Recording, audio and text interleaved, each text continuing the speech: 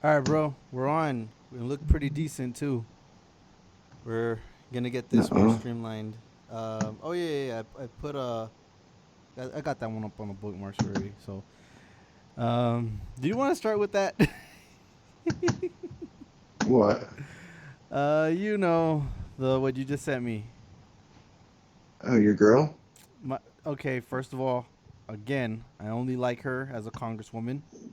I had to turn off the alerts for your personal account's tweets because it was just like everything AOC says, you just retweet. Yeah, okay. So let me clarify. Let me clarify this for the morning. So I did a retweet storm from AOC's account because I went on there this morning and then what do I see but a bunch of fucking lefties out there thinking they're being edgy, saying a bunch of dumb shit. And look, I'm not saying she's above reproach, and I'm not saying that you don't criticize politicians or keep them in, or you try to push them further left or whatever else. I'm not saying any of that. But what I'm saying is that it seems like an odd time to do that when the reason is because she had like some kind of popular stream for a couple days, and then people are thinking, oh, she should have done this, she should have done that, and then manufacturing like policy complaints. When what are you complaining about? What is she? The one that got me was, they're saying now she's pro fracking. Did she change her position on fracking? It's not at all what she said. Play the video. All right, let's do that. Let's do that.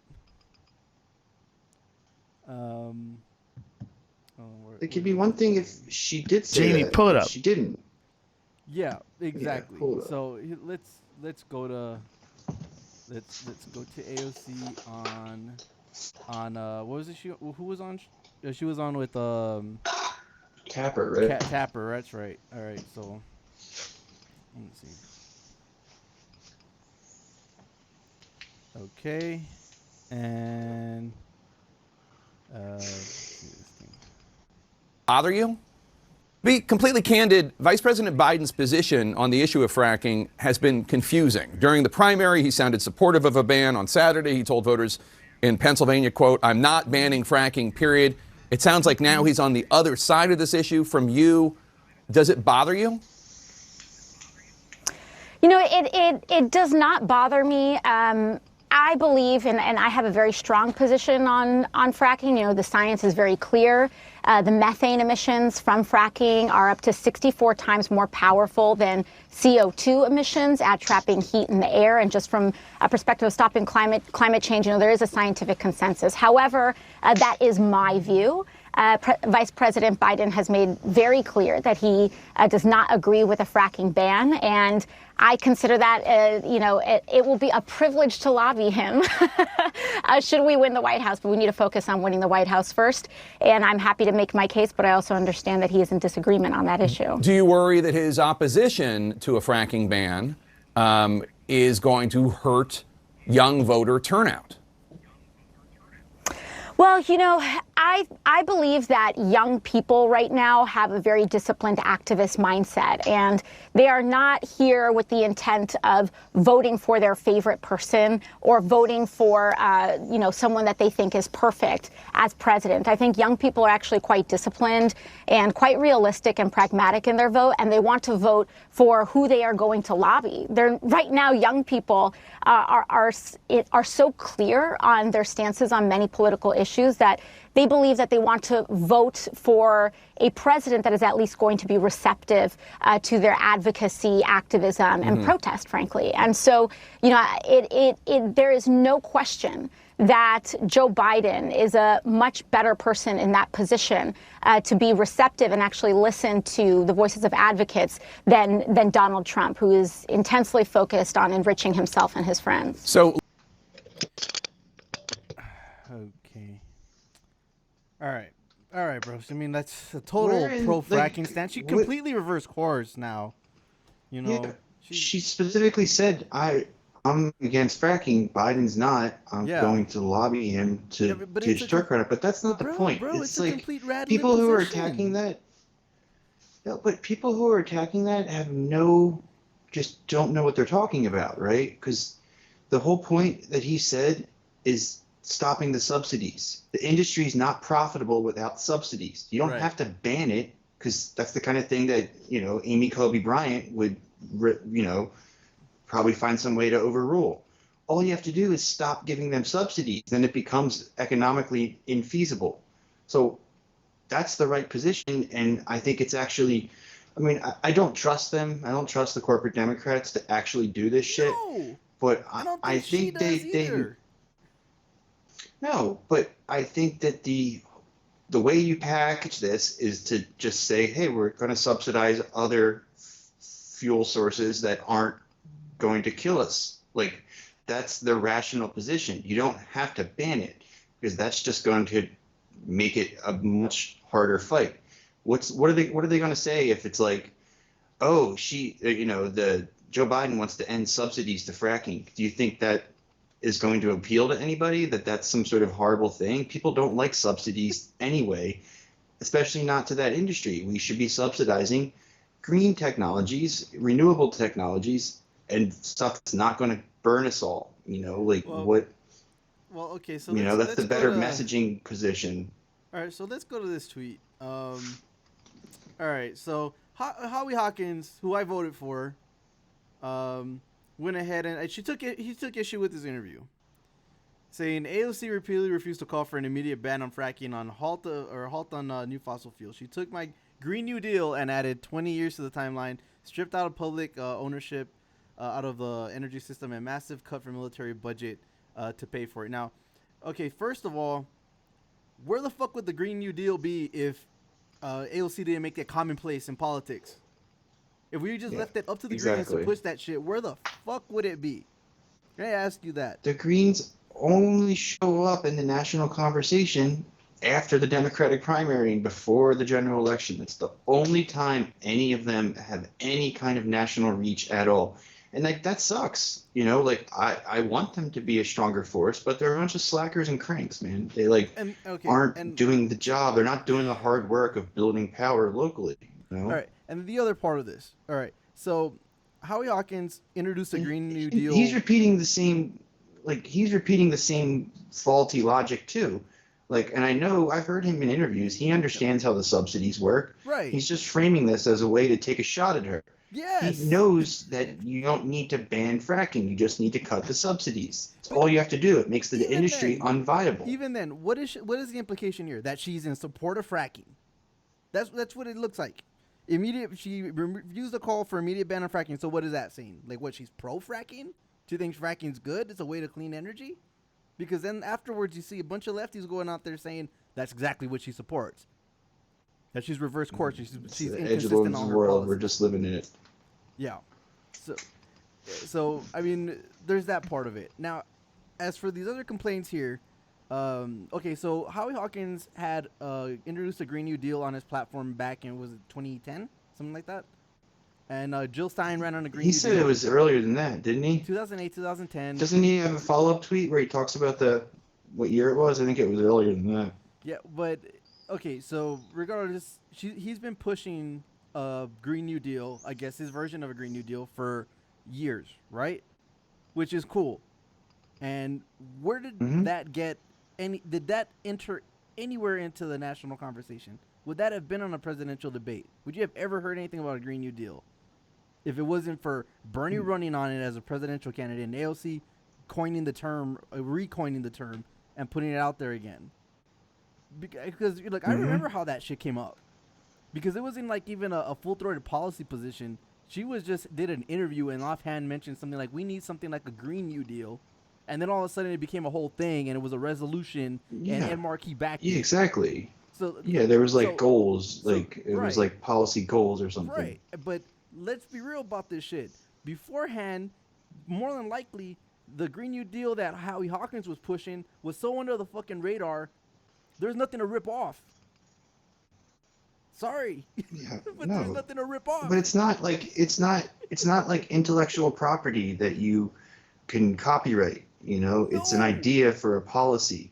It's not something that it's like only a narcissist would be like, oh, that's my idea. They took it. It's like you want the idea to spread. It's like saying like, oh, like you can't talk about Marxism because you didn't write, Capital, right? It's like these are ideas that are out there, and they're trying to get them in front of more people, get them involved in the discussion, in the policy goals. That's what a piece of policy is. It's not like, oh, it was my idea to ban assault rifles. Like you don't have Like I a came specific. up with an assault weapons ban. That was my thing. Like he didn't have to write it that way. He should have written it like, she. But I mean, what he looked like is another one of these leftist edgelords that just wants to have a hot take. Mm-hmm. Because you could take that off Yeah. of Howie Hawkins' account and put it on anybody on the left, and that's the way a lot of them are sounding right now. Yeah. And I mean, people are pissed off, and I get being pissed off, but like, there's nothing to attack with, like, yeah. their position on this. Like, No. they've moved the Democratic Party, right? Like, Yes. Democratic Party is much more open to having some sort of Green New Deal type Yeah, legislation you're than they were getting even other- a year ago. Right, and you're getting other people in office that are going to be supportive of a Green New Deal. You're making lefty candidates more viable now going forward if you put somebody in that position to run for president in Senate seats. What good does it do anybody to go and point out, oh, you're not talking about this enough. You're not talking about that enough. You're not doing this to my liking. Yeah, and like his whole thing about like stripping the military budget to pay for it, like that is, I don't know, understand how that's like the part about the extending the timeline is that's a real concern. Like Right. I can see him being upset about that or whatever, but it's also like this is what they've got. Like they wrote that bill with the idea that this is something we can actually get passed, right? They didn't write the bill like this is what we're going to put on our Right. walls and dream about. Yeah, Like, exactly. And that's the more, Green Party hasn't been doing the organizing. They and that's haven't. also, They don't have anybody in Congress. They don't have any of this shit. That's what you do. It's like it sucks, and I hate to sound like a fucking a shit lib, but like you can't. When it comes to that level where she is in the U.S. Congress, one of like 400 and something reps, like you can't always have every policy exactly as you want it. You have to do some sacrifices in order to get the thing, in place. You can't just stand by. It's like, but you also, can't. But let's be clear about that too. It's not like the position of where the Green New Deal that she proposed is well to the left of anything else that has come forward on the climate change front in Congress. Yeah. So of course. that's not And like this is a complete lib I mean, compromise either. but like he's doing it like he's not presenting it like she's his ally, right? Exactly. And they need to work together, which is how it should be. They're on the left. He's doing it like I'm a Democrat attacking a Republican, right? Right. Which fine.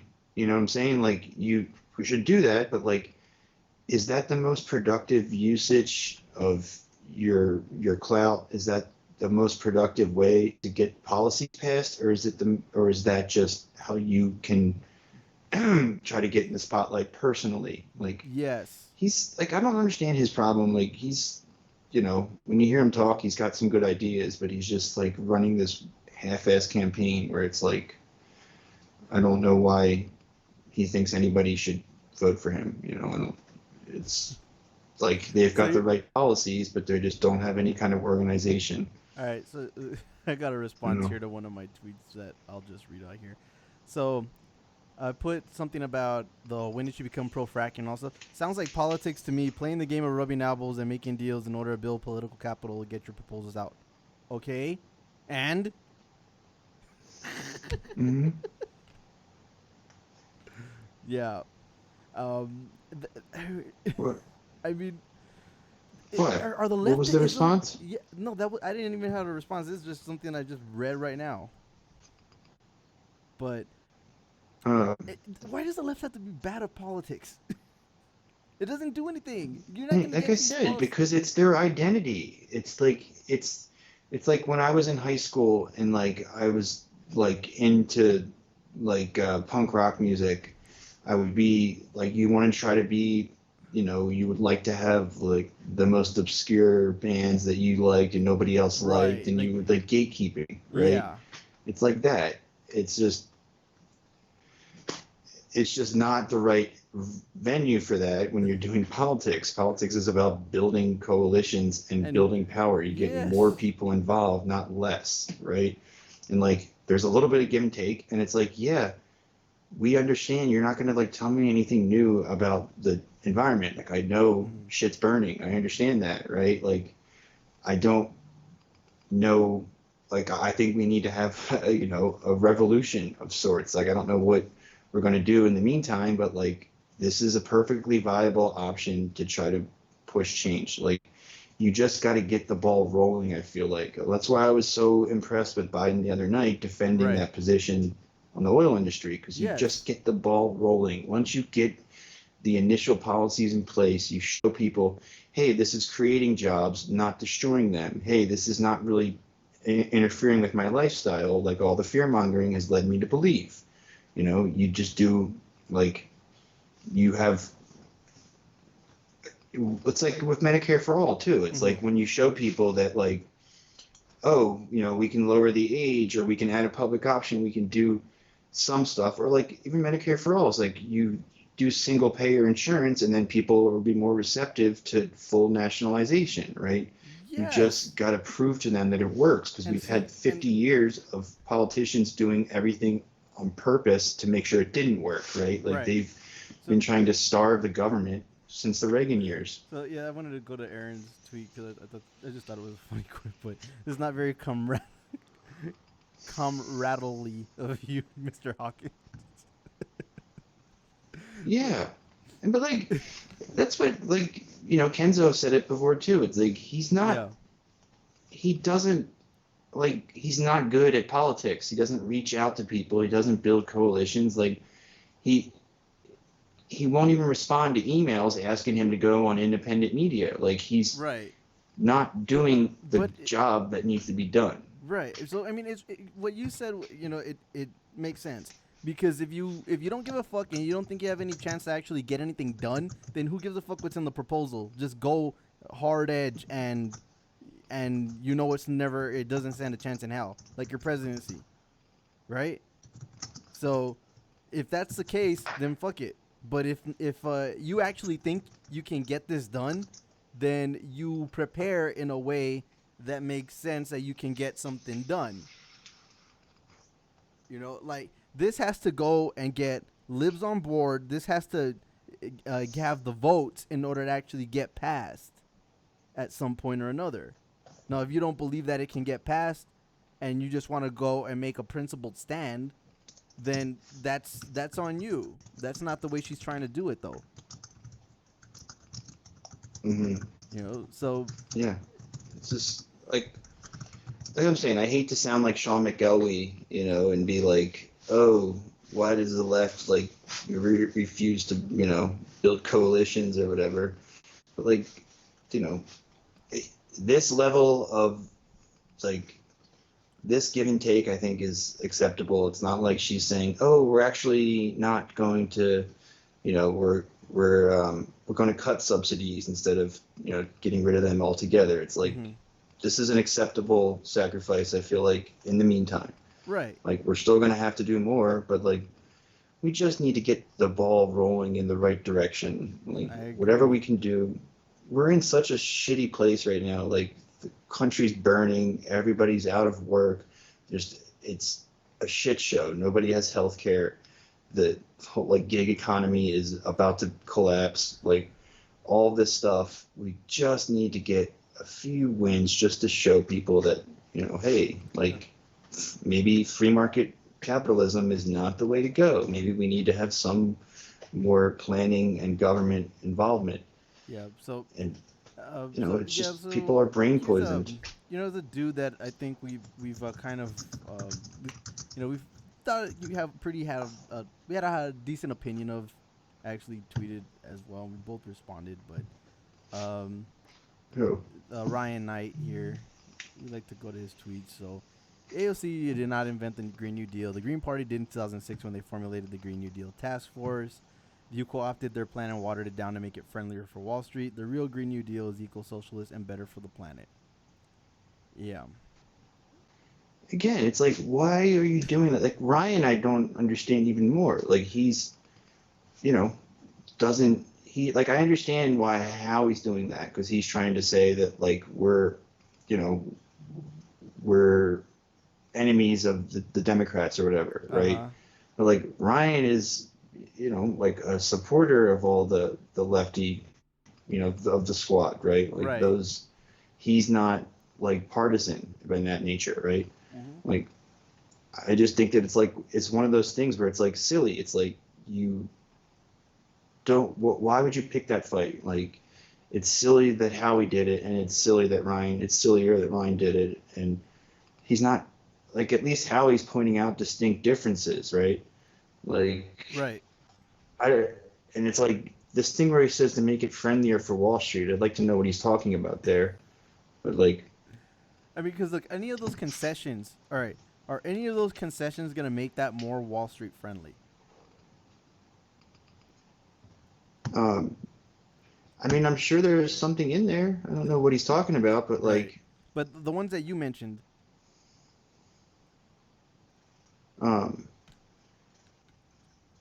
well, I think that I mean, the timeline, yeah, I guess.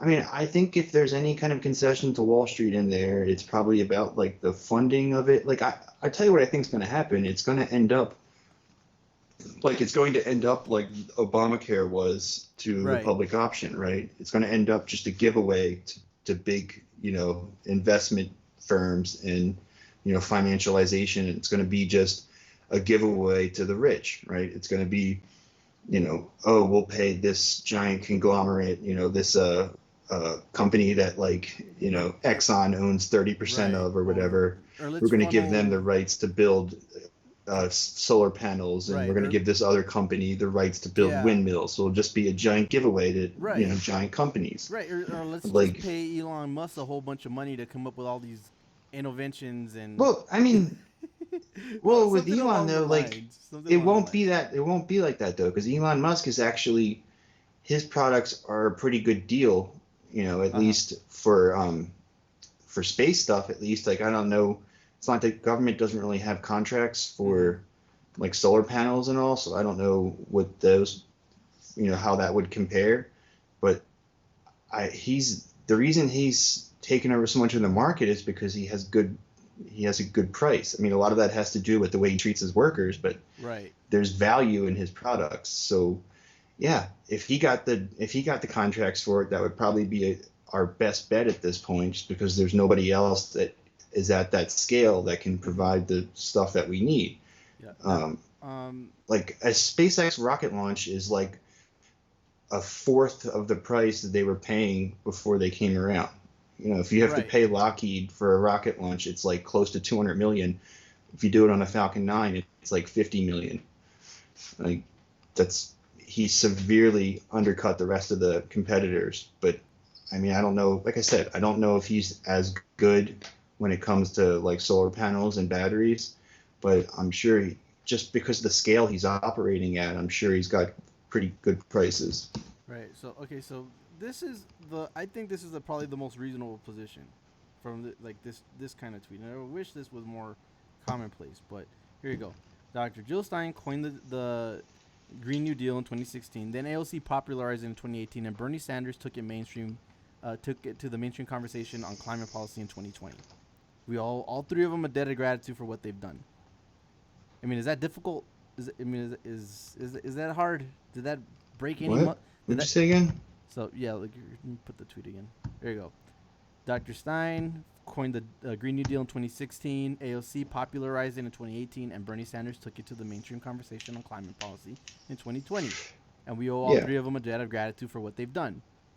Exactly. I mean, did that? I don't know that strain anybody's muscles to go and admit, you know. Yeah. So I'm saying nobody has to, like, everybody wants the edgy take, the badass, like, I'm anti, establishment. Everybody wants to have that take and not the take that's most nuanced and reasonable and, descriptive, right? Like, Right. Like that kid had that's what happened. Like those are the facts, right? Yeah.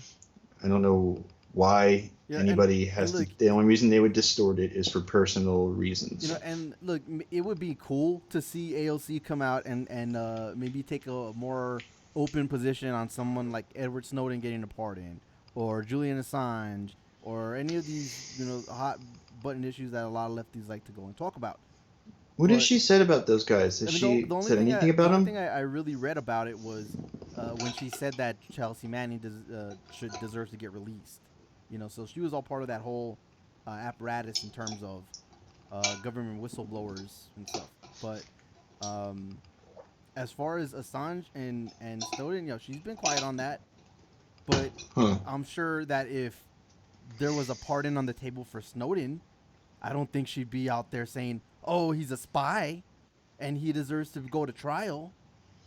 No, I mean, yeah, she should probably be better on those, on that, because whistleblowers, like, that's a big issue and it's important. But like I said, the house is on fire. Like, everything is so fucked up right now. Like, we have nobody fighting for anything decent. Everybody, 99% of the elected officials are just enriching themselves and their friends and preparing for, like, how they're going to capitalize on their position when they get out of office.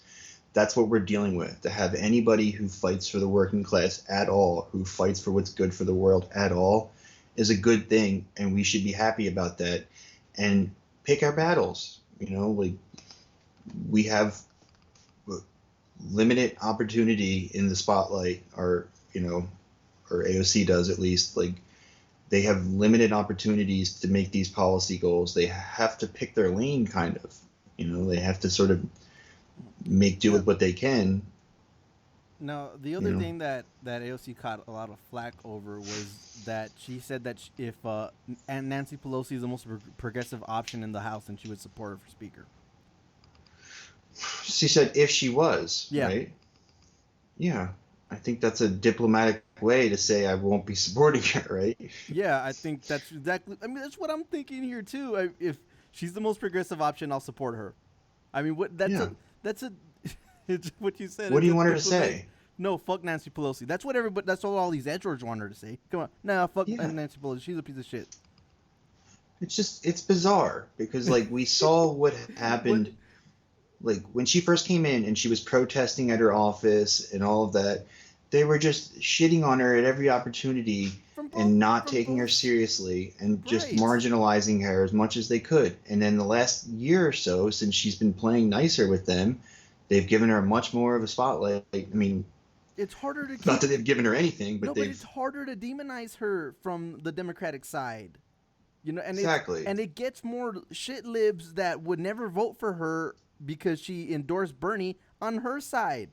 Because guess what? Messaging. Right. When she goes and she runs for a higher office at some point, because let's face it, she is. She's gonna have more of those libs that wouldn't vote for Bernie vote for her. Yeah, exactly. I think that's the same with the Mama Bear thing, man. Right. It's like, call her Mama Bear. I don't give a fuck. Give me the Green New Deal. Do it. Yeah, exactly. Like, I think she's learning how to do that effectively, right? Like, it's what you said it really well before on one of the past shows. She's doing Elizabeth Warren's game, but actually meaning the policies. Because the second that she backs she's doing off, it competently. Yes. So the second that she would back off on Medicare, if she goes and turns around Medicare for all and in favor of a public option or some other kind of bullshit where she backtracks, then at that point you criticize her, because that is a backtrack. That isn't what you were put in office to do. That isn't what you've been championing. If she was doing politics like Howie Hawkins or Ryan Knight are doing politics, she wouldn't be on TV. Exactly. She's getting. she has elevated her platform so much, and thankfully the right has tried to make her into some kind of leftist boogie woman over here, and all it's doing is helping the it's helping her push these policies that we all say we want and are our priorities. It's just helping those things move forward. You know, some people just want their personal purity, I guess. I mean, yeah, but so that is why I went on my tweet rant or retweet rant in the morning. But I really should just learn to let the edgelords go and stroke themselves out. But since we're gonna be okay, actually, I wanted to get your take on this guy. I know you're more of a Jimmy Dore guy than I am. I'm not. I think he's an asshole, but I think he's right about some stuff. All right, so I wanted to see. Do you think this dude's right about this? So let's start with this first tweet over here from the publisher from Jacobin, right? Here we go. Yeah, this is fucked up. So Facebook is blocking their Jacobin's videos for violating community standards and triggering keywords such as Marxist, Bolivia, or Biden, right?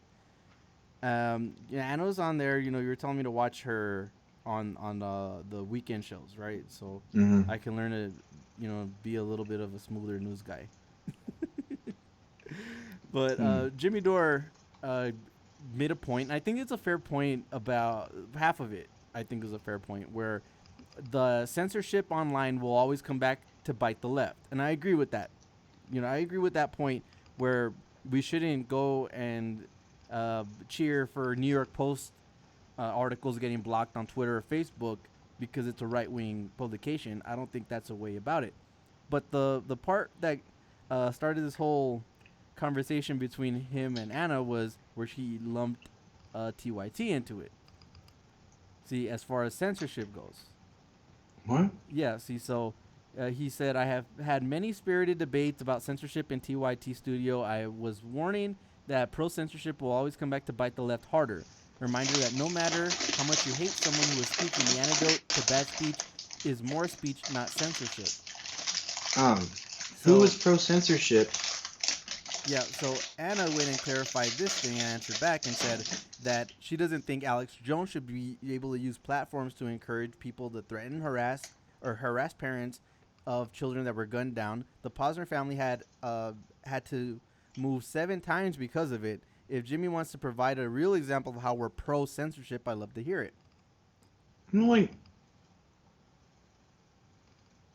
So then that went on to Jimmy saying, yes, I'm for censorship. I'm for censoring that guy for sure. Now, can you point out where I am for censorship? If someone breaks free speech laws, that's for a court to decide, not Mark Zuckerberg. But a court did decide, didn't it? Yes.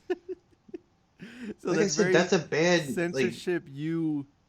That very censorship you he's cheer not on. Reporting the news though. No, he's a performance actor. Yeah. Like he's doing performance art, and some people believe it to be news, right? Like exactly. And he's using it to cause real world harm to people. That's actually doxing and getting people putting people in harm's way. So Anna's response to that response was, being obtuse is pretending there are no limitations to free speech. Inciting violence against people for money, as Alex Jones did with the Sandy Hook victims, isn't protected speech.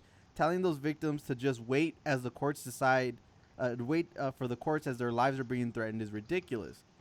And Jimmy came back again, where when you are pro-censorship, you have to rely on strawman argument like this. Just admit that you're cool with Mark Zuckerberg censoring. Just own it. Have the courage to admit, even as you're being censored, you're cool with anonymous Silicon Valley bureaucrats censoring you without due process. Yeah. So, so Anna. Jimmy's being obtuse. Yeah. So Anna came back and capped this off. The last one that we read. I'm in favor of censoring speech that incites violence, just like our Constitution does. But I'm not in favor of censoring speech I simply disagree with. Like when you said, "I don't give a fuck about India," to defend Tulsi Gabbard, I think that was an easy distinction to understand. So, it is, and that's the thing that drives me nuts about Jimmy, though. It's like, even if he's right on the substance, you're not. Why are you being an asshole like that? Like she's agreeing with you. Like Alex Jones is not the same. He's not a news source, right? Like he Right. does not report the news. He hasn't reported the news in a long time. Right. He, is a conspiracy guy. Like that's always been his thing. Like he's just like he's so over the top that it's like it's hard to. Like I still wouldn't have like deplatformed him. I would have given him like TOS warnings, like, hey, you have to get your people to stop attacking these Sandy Hook victims. Well, you see, I think that's fair to go for public figures to have to abide by terms of service. No. And I think if if you're talking about people that are in office like Trump that violate terms of service, I still think that there should be some kind of ramifications like they have now. I think that's pretty decent. Where they flag a comment and they say this violates terms of service. That seems like a pretty good remedy. Like, I would even go so far as to say that like I'm okay with Alex Jones saying Sandy Hook was a conspiracy. Like I'm okay with that. What I'm not okay with is I don't know. Did he specifically tell his people to go to their house? Yeah, I think at one point he did. That was what. That was where everything. That's where that's the court a got TOS involved. violation. Yeah, Right, that's that's inciting where the court got violence. involved. So that's like what Anna said. That's a TOS violation. Those kinds of words are not protected under First Amendment. Right, So, and even if we get what we want, and that is to have these social media oligarchs have to have all their platforms regulated as a public utility, even if we get that, that still violates the First Amendment because you're inciting violence. So let's not act like it's a simple pro-censorship argument that is coming from Anna. I don't know what Jimmy's argument is there. What a fucking dumbass. Like, why is he making that? He drew TYT into this thing about their pro-censorship because they were championing. Their pro-censorship on some kind of tangent about him saying that the left doesn't act on right-wingers getting deplatformed. So it's happened a couple times now, but I think and especially in Alex Jones's case.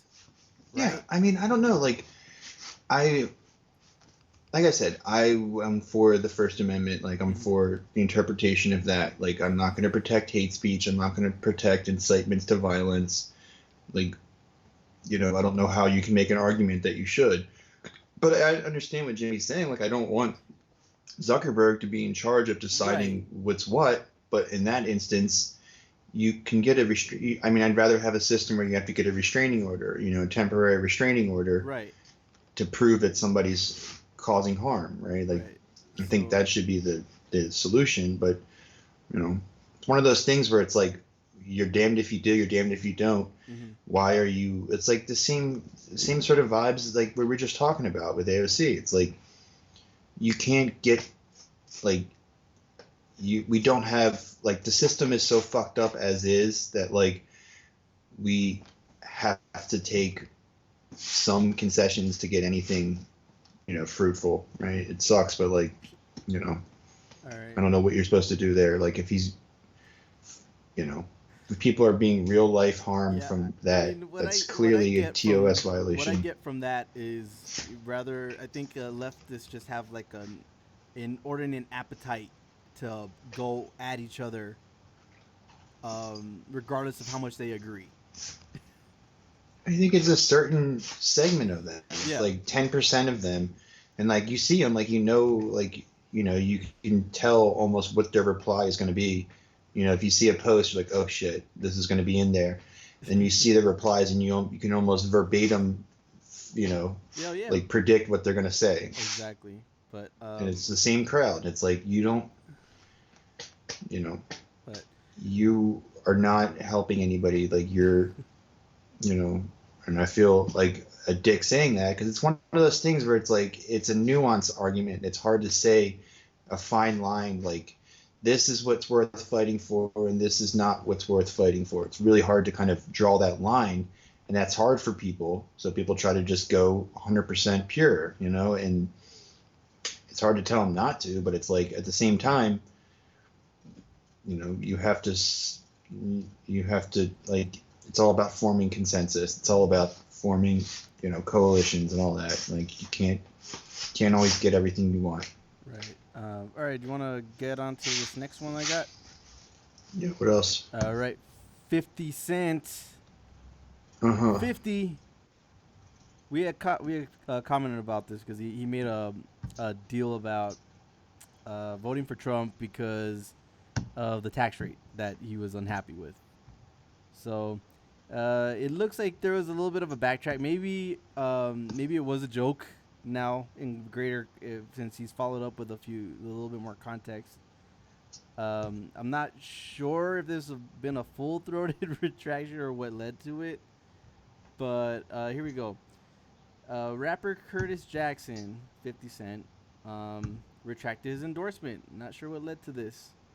He posted an interview between The Tonight Show and here we go, and they were discussing his endorsement here, and he doesn't want to pay 52%. It was the same kind of the criticism that we had as the dividing line between class. Yeah.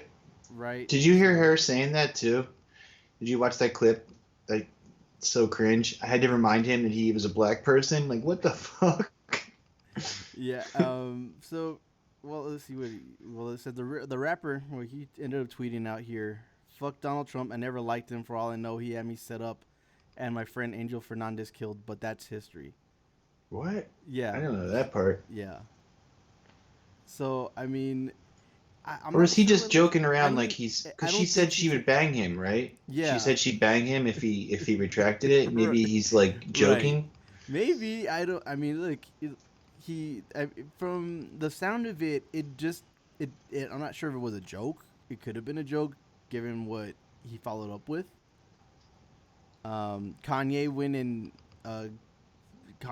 commented on the whole thing right yesterday too. I mean, that was one of the things he talked about. Sounds like it. I mean, there's been like this wave of rappers getting involved in politics in this way. I mean, but what we had said, and I still stand. Wait, what did Kanye say at the end there? Hold on. Here you go. So he said he didn't like the reports that Trump had gone on the White House bunker during the protests. See, so I mean, you had this kind of wave of rappers, and what we had said. From all of them, that 50 had like the most knowledge about what he was doing. Yeah, he sounded smartest in his take, like, right. and even then he sounded like a dumbass still.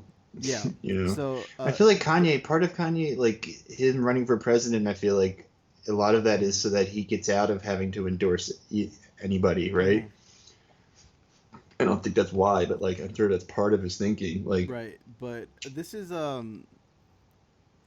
here we go. This was interesting though. So 50 said that Trump offered him $500,000 to help him win over black voters. Oh, in 2017? Yeah. So Trump offered 50 Cent claims Donald Trump offered him $50,000 during the 2016 presidency. That's like nothing to him though. Yeah, I think 50 Cent's probably richer than Trump. Yeah, probably, given like the amount of debt that that Trump is probably in. Hold on, what the hell? Yeah, it's not letting me do it. This paywall bullshit. Fucking paywall. But here we go. Yeah, he said that he saw Trump's election as an accident. So, and he said before here, I'm not gonna do that. That's not worth it. So, I don't know, man. Like it could be a wait a minute, what's that Kushner thing? Where?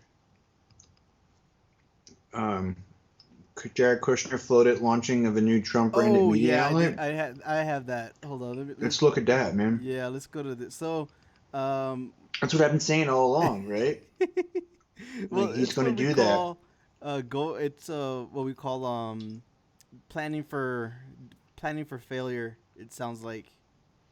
I feel like that was his plan in 2016 too. I don't think he thought he was going to win. I think he thought like. Well, I think his run in 2016 was like about him launching a cable news channel, right, so and then when he caught on. Right. So, but there was rumblings of something like that. Well before then, I mean, or during that whole run, there was already talk about like a Trump media network to give another right wing alternative to Fox News, right? So, I mean, it doesn't surprise me. But let's see, where was this thing? I had saved it. Shit, where is this thing? Usually they have all this stuff bookmarked.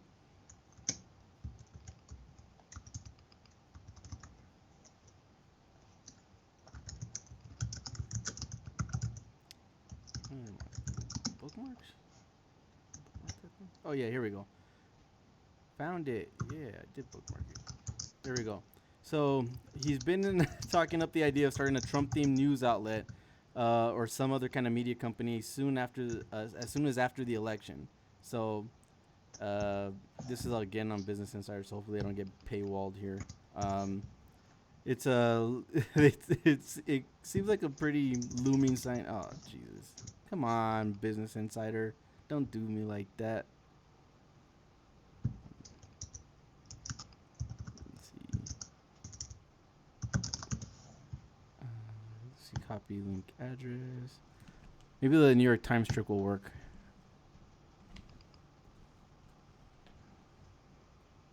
There we go. Ah. No, it didn't work. But no, I guess without reading the article, it's hard to go really into it. But I mean, the main crux of it is, well, according to Kyle here, they think they're about to lose, so that's why there's rumblings about this move going forward now, especially right around the election. So they have to have a plan should they lose, right? You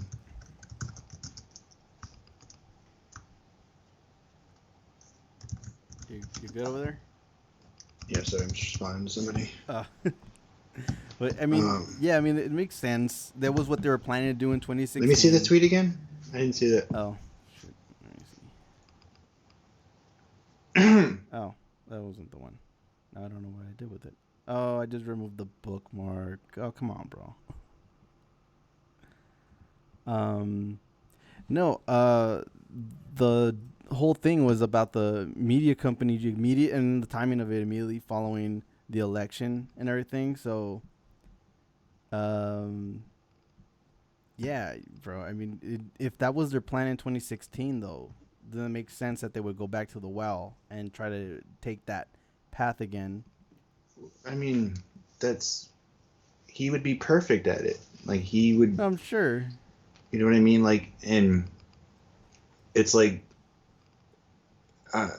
it's alarming too, because it's like, it's showing you that like Fox News isn't right wing enough anymore. We need to have multiple options to the right of Fox News. Yeah, I mean, I suppose so. Okay, here we go. Here's the tweet that I was sure. So, there we go.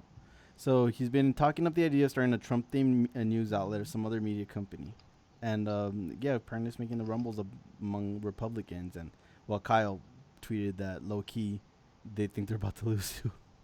Yeah, I definitely think they think that. Like, I mean, you don't think they're that deluded that they don't? No, he doesn't believe any of that shit. Like, he sees the polls. He thinks they might be off a little bit, but like they're off a lot. And like they'd have to be off by a lot at this point. Yeah, you know, in order to. So. It's just sad, man. He's like just so in that bubble, right? He can't. He's just surrounded by like the worst people. It's like that Ben Shapiro endorsement, right? Like Ben Shapiro was like, I didn't think he was conservative. It turns out he's really conservative. He's the most conservative president ever. And it's like, yeah, like he ran as an outsider populist, and that's what got him the White House. Yes, exactly. And then once he got there, he surrounded himself with the establishment and just did all of their terrible shit. I mean, but the populism helped him so damn much. That's how he won. That's 100% how he won. Image of him, right? Yeah. That's why Mitt Romney got slaughtered and Trump was able to win. Well, this is the thing here. In Wisconsin, there's voters say that Trump is most concerned about the wealthy and elite rather than the middle class or the poor. Yeah. See, that's a complete change because who was the Yeah, people that got him elected? It's the right-wing working class that put him in office. And like I think it was a lot of like independents Yeah, and just independent working class non-voters. people. Like those Yeah. are the people that they thought he was. You know, there was that joke that Dave Chappelle said in one of his stand-up specials, where he was talking about being in line voting, and then he was looking at that because he lives in a very white area, right rural area. So he said he was in line, and he looked in right in their coal-covered faces, and he would hear him say naive, poor white people things like Donald Trump is gonna get in there, and he's gonna fight for us. Yeah. And He's then fighting for me. and he's like, and I felt sorry for him. He's like, I love that special too, because the way he talks about him, he's Yeah. like the whites. It's like it The sounds like a whites, slur. poor whites are my least Yeah. favorite. Uh, You know, but it's true. I mean, most of the people could see that coming a mile back, right? I mean, I like. I there I was didn't like. as far as I who- thought he. you- I know. I mean, I thought he actually, like, I thought he actually believed some of what he was saying, because I didn't think that he would. Those weren't like. Why would he adopt those positions to win? It didn't Right. seem like it was. They were just such a weird collection of ideas that he put in his speeches. It's like well, those aren't the policies you would adopt if you were just doing it cynically to try to win, right? Like, I think that's just stuff that he, because but I like mean, it's demagoguery. Look, at but that he point- always like, even back in the day, he was talking about Medicare for all, like 20 years ago, right? There's like clips of him going on TV saying we need to have national health care. Like, I mean, okay. So at that point, I was a fucking lib, so I didn't believe any of the shit that he said. Maybe because I was on the lib camp. Maybe it's just some other kind of shit that I was. I was an independent, so I was like, huh. So for me, you know. I never. So I came at it like this is a fucking billionaire. He's not gonna do it. He's gonna go and put in on the same right wing tax cuts. He's gonna enrich the fucking 1% again. That was my thought at the time. Even supporting Hillary. You know he's what it probably was, gonna do though? the same thing to a lesser extent. But You know what it was, was though? It was his fundraising. If you like, I remember looking up on Open Secrets, like when like the week before the election, okay, so looking where he yeah. was getting money from. He didn't. No big companies gave him money. He had no corporate money basically, and I was really impressed by that. And I think it's just because they thought he was a psycho, right? Well, that was one part of it. That was early on when it became him versus Hillary. You started getting people from fucking that class. You know, He started getting from donors from that class, but not like companies, not like and then industries. You see what he was using, and then for what he was using the cash that he was getting from small dollar donations, he was just trying to figure out a way to funnel that money to himself. Yeah. At that point, he still didn't even think he could win. Mm-hmm. Man, what you got the noise back there about? The furnace just turned on. Shit, okay. Can't do anything about it. That's cool. So let's go to Turn some off of in the. a minute. No, that's cool. Let's see. Let's go to the polling here. Texas. I wanted to put this one out there. 48% plus 3 Biden in red ass Texas. Wow. So now, if Biden just wins Texas, I wanted to put this up because to show how much hinges on Trump holding Texas. If Biden manages to win Texas, this is the map we're looking at. This is a possible map we're looking at. He could lose every swing state if he wins Texas. Wow. Look at that. He could lose Ohio, Michigan, Wisconsin, Pennsylvania even, Georgia, Arizona, Florida, all of them could go. North Carolina could go. And he could, if he wins Texas, it's still over. Do you think he? I mean, do you think he's going to win Texas though? I don't. He has like, a I shot. think he It's going to said. be within a couple of points. I think it's I going to be just think pretty that he's close. done such a shitty job that it's just hard to. The people who are still with him have like a mental problem, right? It's like they're not. It's just he's done such an objectively terrible job that like you are just.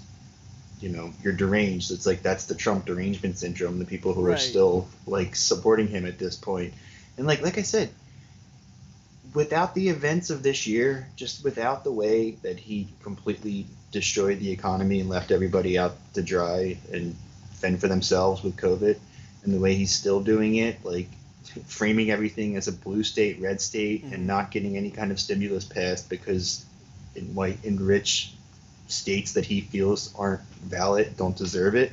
So that's like psycho shit, man. That's like that's like such a scumbag. Like I don't know how anybody is still. I mean, I can see people like Ben Shapiro or whatever who were just like that's their ideology is fuck the poor, you know. But like most people who like aren't ideological that. Yeah. You know, I was reading a string of tweets about something like I think it was from UK because they called the person mad, so I figured in the insane sense. So what they brought up this point about was what should a person do when they're trying to decide between electricity and water, right? And then the guy that they're responding to said, well, they should sell their assets, like sell their pearls and that sort of stuff. You're like, motherfucker. Who's got pearls to sell? Yeah, who has pearls to sell? It's the same kind of thing that you were mentioning with Shapiro. Oh, the first thing you have to do is sell your stock. Aquaman? No, that was the other one. That was good. If we have lowland flooding because of climate change, then you don't think people are just going to go and sell their houses? Sell it to who, Ben? Fucking Aquaman. Yeah. But the young people, Gen Z and younger millennials, they're turning out, bro. It looks like the voting numbers are up, and we know when voting numbers go up, that usually goes and leans more towards the Democrats, while the Republicans try to undercut shit. But those are pretty impressive ass fucking numbers. Yeah. To go up that high. Part of it, I think, has to do because I think after how bad Trump has been, I think Hillary's less hated than Biden too. I mean, that's just like the voting numbers in Texas have gone up too. They're not on that list, but yeah, we've gone up. But like, it's just hard to say if that's, a surge in voting or if it's just people are early voting because they don't want to go to the polls on election day. Right.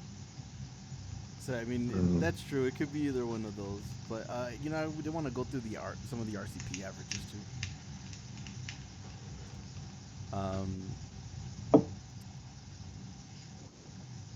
Did you see that thing about the AFL-CIO calling for a general strike?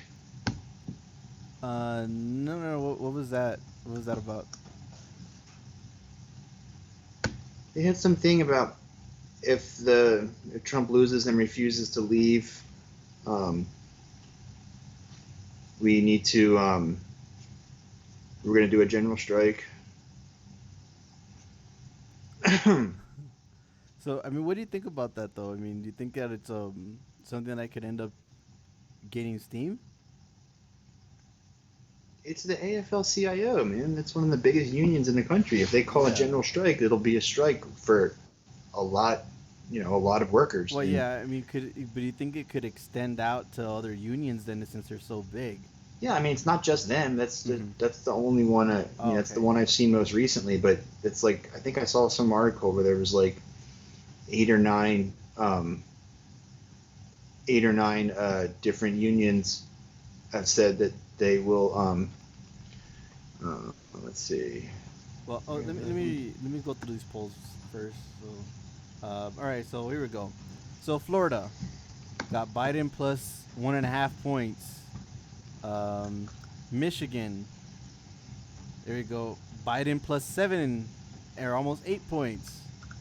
See, Pennsylvania, Biden is plus 5 points.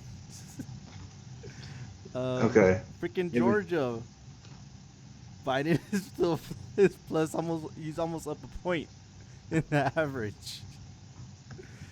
So in Georgia, that's crazy. In Georgia, in freaking Georgia. What's another one? Give me a state. I think Ohio. I think Trump. What's Ohio? Yeah, Trump is up 0.6 in Ohio. He's holding on to it. Yeah, I think he's gonna win Ohio. He probably will. I think. And then, but look at this one. This one surprised me a little bit. Iowa. Where's my graph? Well, Biden's up in Iowa on the average. Let's see this. He's losing ground. I mean, Arizona was another one too that was pretty interesting. Here we go. Arizona. Biden's up 2 points in Arizona. Let's see. I think he's up in North Carolina too. Yeah, look at that. Biden won 1.2 points in Arizona. So, what's your assessment by those battleground polls? Because I mean, we look at national polls and Biden's up by a pretty healthy margin. But I mean, it's all about the battleground states. So. Yeah, I mean, he doesn't need to win all those states though, right? He just needs to win like the ones that he lost last time. Right, he doesn't. And then again, what we just said, if he wins Texas, he doesn't have to win any of those. Yeah, but I think he's gonna win them. I think the polling, he's a lot further ahead in like Michigan and Wisconsin and Pennsylvania though, right? Yeah. Oh yeah. Yeah. So all right, so I think he's more likely to win those three than he is to win Texas. I think so. I think he's more likely to win those others, but again, failing that, I mean, it's a little bit of a. I mean, it just goes to show how bad it is, because there's a likely scenario where he can win Texas and all of those states. Yeah. Now, I mean, yeah, that's not even just a win. That's a complete demolishment. It's a horrendous referendum on Trump's presidency by that point. It'd be a historical margin of victory. Therefore, now be it resolved that the Western Mass Area Labor Federation, AFL-CIO, stands firmly in opposition to any effort to subvert, distort, misrepresent, or disregard the final outcome of the 2020 presidential elections, and therefore be it finally resolved that the Western Mass Area Labor Federation, AFL-CIO, calls on the Massachusetts state and national offices of the AFL-CIO, all affiliate unions, and all other labor organizations in the United States of America to prepare for and enact a general strike of all working people, if necessary, to ensure a constitutionally mandated peaceful transition of power as a result of the 2020 presidential elections. Okay, so this is their answer in case Trump doesn't want to leave office. Yeah. All right, so I mean that's good though. Like they're yeah. talking about it. The other stuff in the letter too is also talking about some of the problems. Now here's the Rochester one calls for it. A bunch of the other ones have been doing it. Seattle one.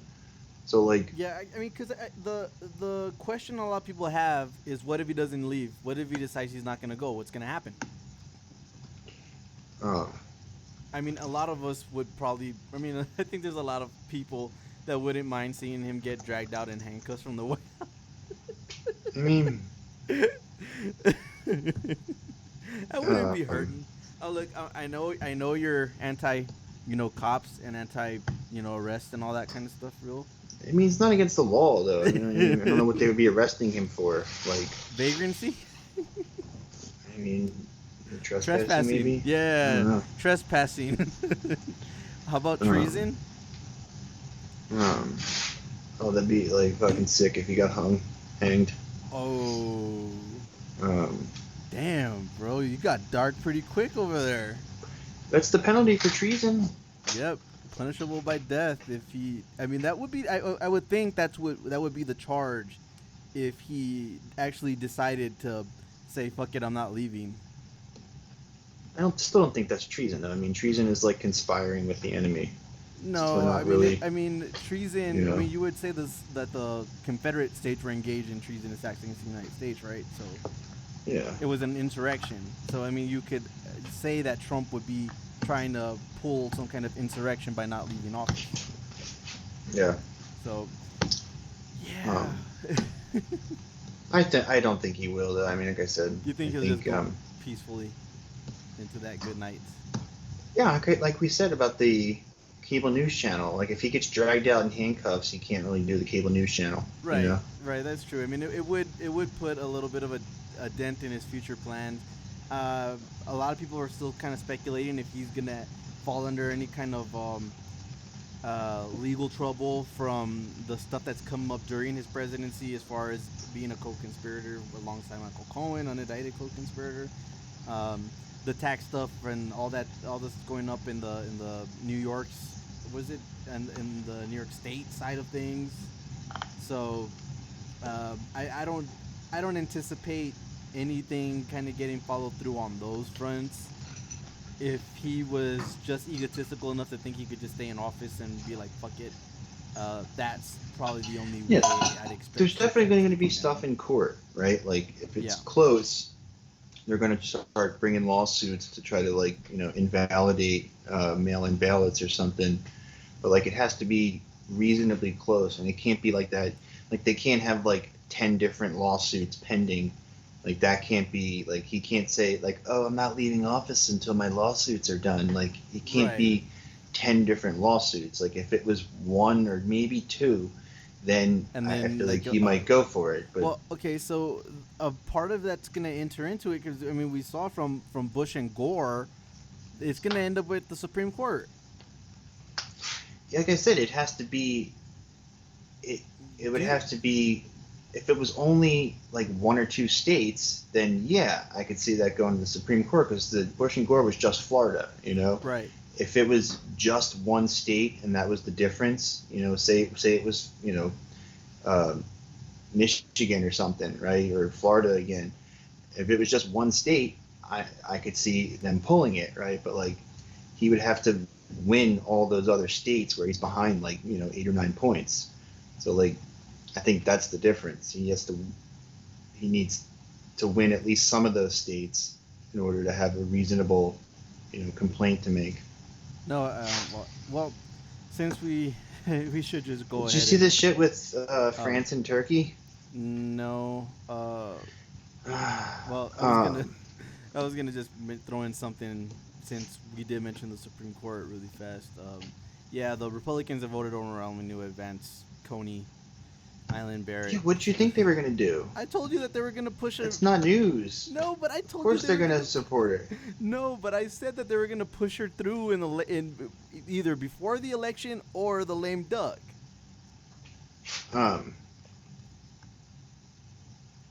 That's not the No,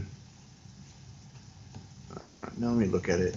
I'm pretty sure we had a disagreement about this where you didn't think that they were gonna be pushing her through in like 2 weeks.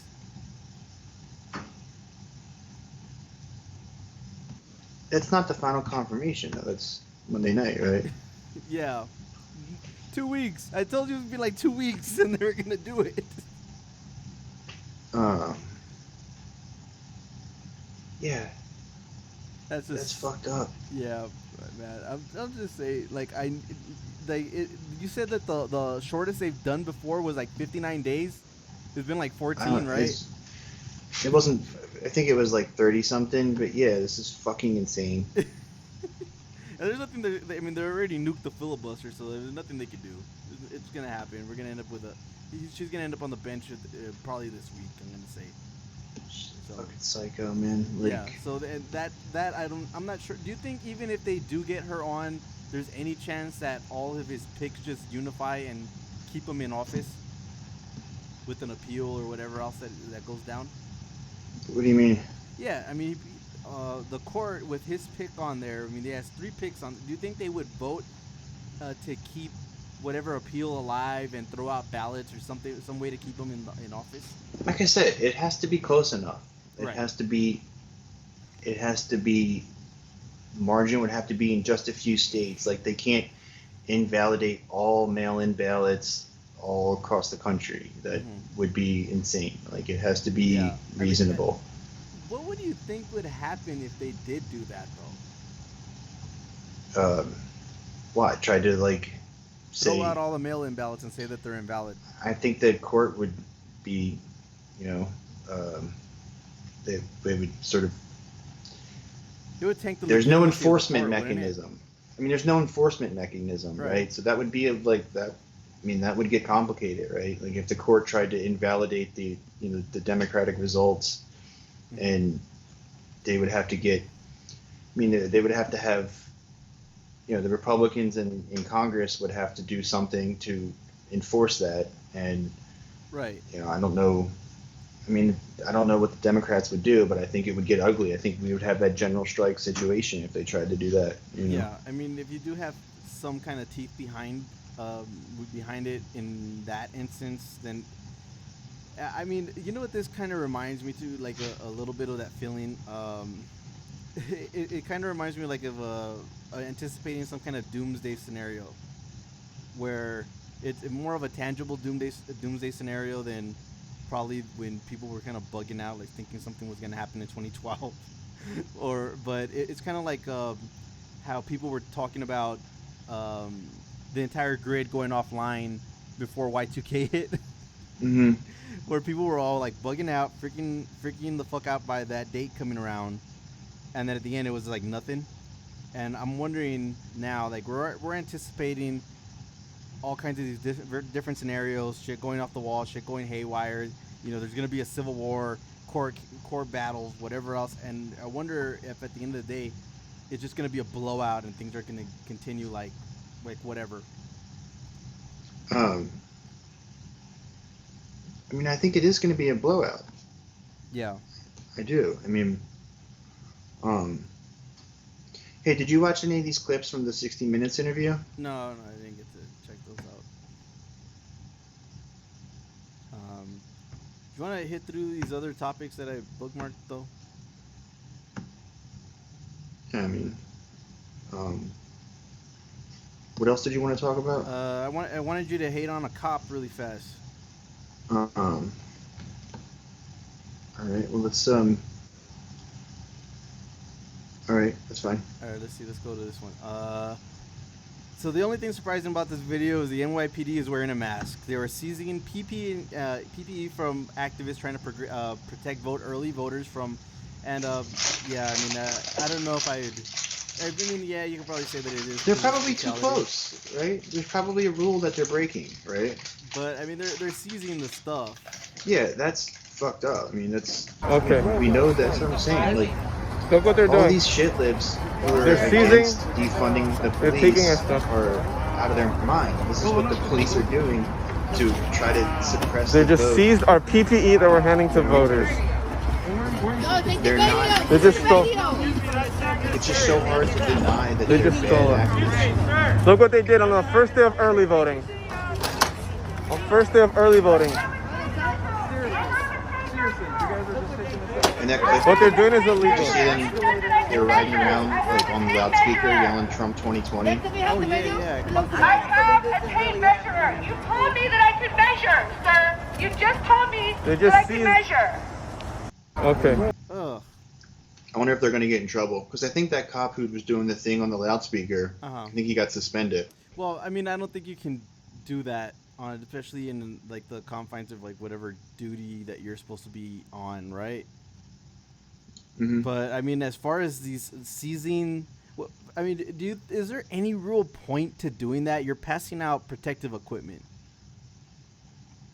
No, they're fascists, man. The NYPD, they're psychos. Like, as I keep saying, every time we talk about the cops, they're the worst people in the country. Yeah, like, they are. They're the bad people in the country. Like, yeah, people have this idea that like, oh, the criminals are like in the hood and they're like robbing banks and shit like that. That's not what's happening. They're the worst people in the country are the cops and the politicians. It's like, it's clear. You know, so, like anybody who has any kind of moral compass. Yeah.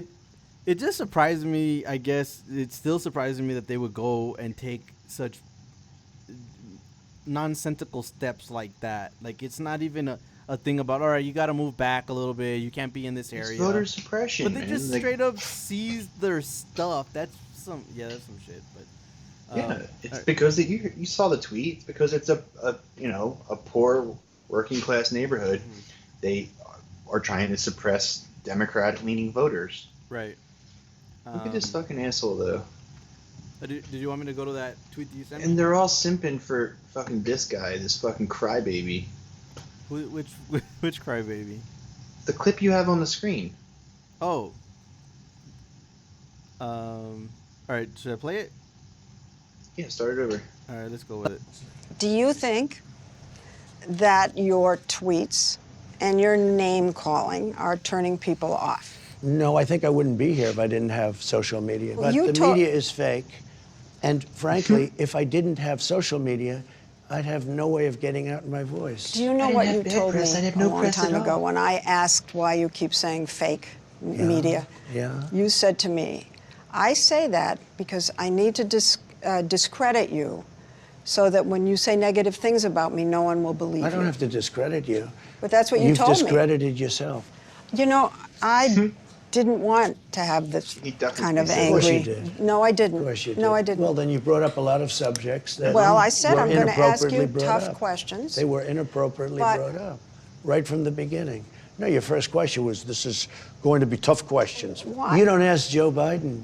I saw your interview with Joe, the interview with Joe Biden. I never did a Joe It was Biden a joke. interview. The interview, 60 Minutes. I see Joe Biden giving softball after softball. I've seen all of his interviews. He's never been asked a question that's hard. Okay, but forget him for a minute. No, but you You're start president, with me. You're president. And Excuse me, Leslie, you started with me. Your first statement was, are you ready for tough questions? Are you? That's no way to talk. It's no way to talk. Leslie, one second. At this point, one of our producers interrupted to advise about the time remaining in the interview. I think we have enough of an interview here, Hope. Okay, that's enough. Let's go. Let's go. Let's go meet for 2 seconds, okay? Thanks. I'll see you in a little while. Thanks. Be careful. Oh, boy. So, there we go. There he is. There he went. And my boy's back. Yeah, I mean, he just walked out of the interview. I mean, it's as advertised. Now, what she did bring up, I remember what she was talking about. Back in 2016. Really? Yeah, he had said at one point or another, I have to say this because I don't want anybody to believe you. I want them to believe me. Yeah. Wow. So he's just completely backtracking on that, but he did admit to saying, I just say fake news all the time so that way nobody believes you. Well, you know. Yeah, but nobody has any memory. Yeah, right? I mean, so it doesn't matter. Yeah, Chris, I have a fucking mind like a steel trap. So I remember watching all that shit when he was saying it, and him just basically admitting to playing a part and doing a bit, and people just look, and I'll say it out in the open, and no one's gonna even remember me saying it. It's basically the way he came at it. So when she came in and brought that up again, I mean, it's entirely a fair ass question. I mean, I don't know. It's like the media is full of shit, but like when it comes to him, it's like he's so like blatantly corrupt that like they're not necessarily lying when they're talking about him. But it's like that's why it drives me so nuts that they're doing all this stuff to like censor the Hunter Biden stuff and just kind of put their thumb on the scale for Biden. Like they don't have to do that. Like if they present an objective perspective on the state of the country, Trump covers himself in shit. You know, like he doesn't. You don't need to put your thumb on the scale at all. So that's the problem with that whole fake news argument that you get, because the media, the actual media, is pretty damn biased. They present a very corporate view of world events, and that allows when Trump calls them fake news to land. You know, but what's kind of undercut that, I feel a little bit, is people are actually having to deal with the reality of what he's saying versus what the media is saying. You know, in terms of how big the pandemic is. So so the media is out here saying the truth about as far as the numbers, as far as how bad the spread is in the U.S., and he's saying it's no big deal. Well, people don't have to go and believe the news; they're experiencing the news because it's hitting them right at home. Yeah. You know, that's, you know, but it really undercut his whole argument when it came to that kind of thing. But, and then speaking of which, I mean, we had Mark Meadows on with Tapper too. I wanted to show you this shit. Look at. So here's what we have to do. We're not going to control the pandemic. We are going to control the fact that we get vaccines, therapeutics, and other mitigation. Why aren't we going to get control of the pandemic? because it is a contagious virus, just like the flu. Yeah, but why not It's make efforts to contain it? Well, we are making efforts to contain it. By running all over the country, not wearing a mask? Jake, that's what the vice president's doing. We can get into the back and forth. Let me just say this, is what we need to do is make sure that we have the proper mitigation factors, whether it's therapies or vaccines or treatments, to make sure that people don't die from this. But to suggest that we're going to actually quarantine all of America, lock down our economy. No one's saying that. Well, they are. Joe Biden's saying that. He says lock everybody down. We're going to have a dark winter. We're going to have a dark winter. That's what health officials say. That's what health officials say, that it's going to get worse. No, that's Joe Biden's worst days. Jake, let's be honest. Infections, Friday and Saturday. Let's be honest here.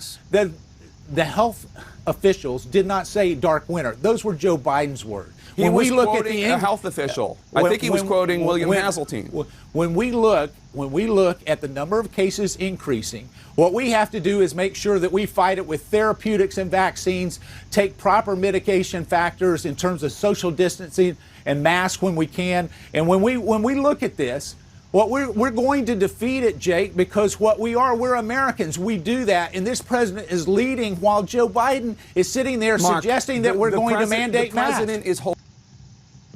Yeah. I'm saying, like, what? He's got no leg to stand on there. Like, what the hell? You know, like. Well, do you think it was more of a misspeak that he said that we're not going to control the pandemic? No, I think that's what he thinks, man. Like, I think he thinks that we're just going to have to treat people when they get sick, right? Like, that's what he's saying. He's saying that, you know, our efforts to contain the virus has failed.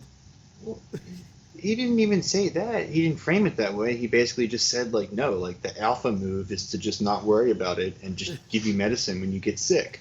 Yeah. Which is just like a rich douchebag perspective on it. You know, it's like, oh, it's okay. We'll just, you know, you just go to the hospital and we'll just, you know, we'll give you some medicine and you'll be fine. And it's like, people don't have fucking health insurance. It's thousands and thousands of dollars, even if they do have health insurance. People don't want to get sick, and then you're permanently fucked up for it, and you still might die, even if you get the best medical treatment. Yeah, exactly. Like, and it's like, I'm sure that appeals to some portion of the country. You know, some portion of the country are like libertarian psychos, and they you know, we're like, but they don't mind that you die. But most of the country, I think, doesn't want that. No, and well, one of the arguments that you get from the right wing and from these guys, and especially from Trump directly, is that the reason our numbers are so high in the country is because we do better testing. No. So this came out here from the New York Times. Increased testing does not explain the rise in COVID cases. Yeah, of course not. You know, I don't think that, to the surprise of no one. Yeah, the data does not back up that claim. We're getting the U.S. is averaging 59,000 new infections per day, and the testings remain where it is, but the infections are going up, and the death toll is rising quicker. So, yeah, I mean, these excuses as to why COVID has gotten so bad, or I mean, just from the polling you can tell it's wearing thin. I don't think anybody's really buying it. Just here, I wanted to go and mention my home city. Anytime we go into if we're mentioning the national news, we've been issued a stay-at-home order due to COVID, and all our hospitals are at capacity.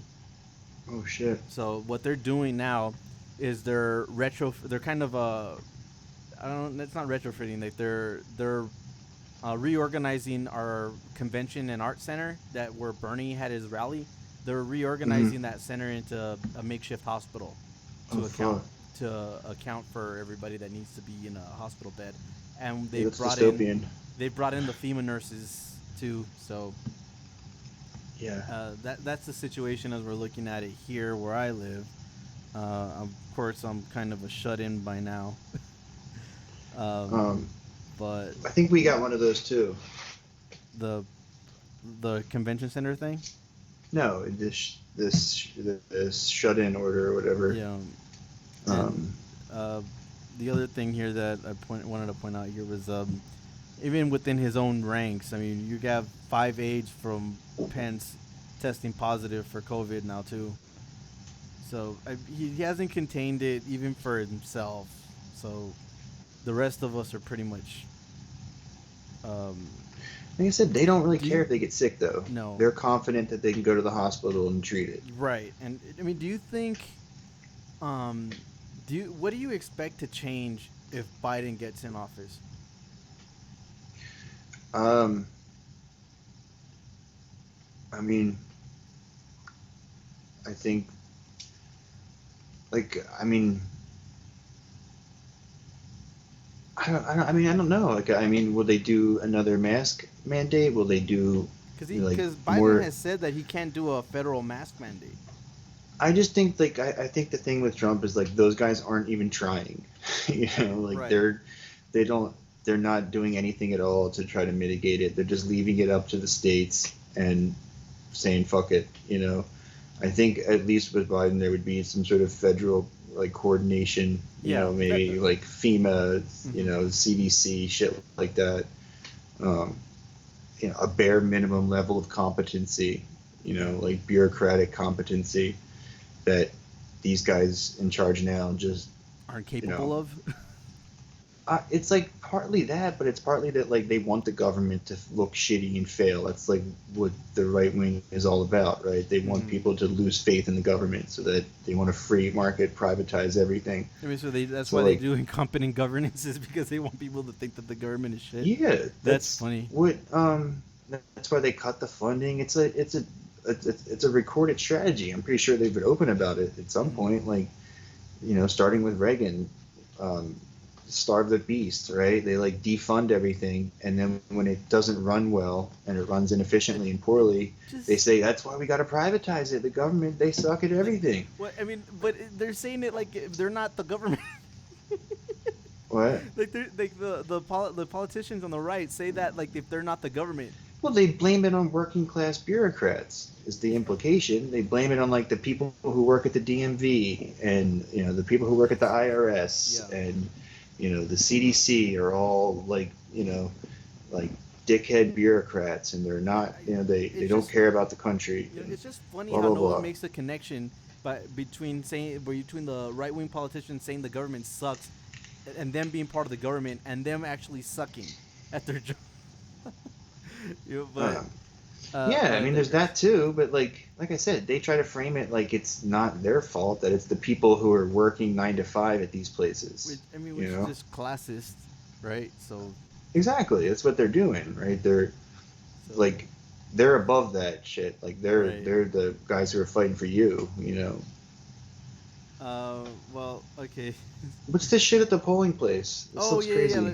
Let's go to the polling place. This is in Wisconsin. But I think it was. Not sure. Let me pull up the article first. Well, I can't find the article. Oh wait. Yeah, I can. Yeah, this is just a preview, man. There's been.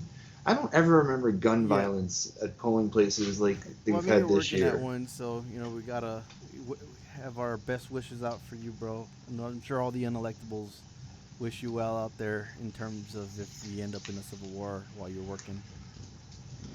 But man in Trump cap brandishes gun during rival protests in Woodinville. So this is in Seattle. This is outside of Seattle in Washington. He was wearing his pro-Trump baseball cap, pulled out a handgun during a confrontation with political opponents. There was about 15 people in the retail center of northeast Seattle suburb. And there's 2 groups of demonstrators. One held a Trump sign and an American flag, while the opposing group included a sign holder backing the president's opponent, former Vice President Joe Biden.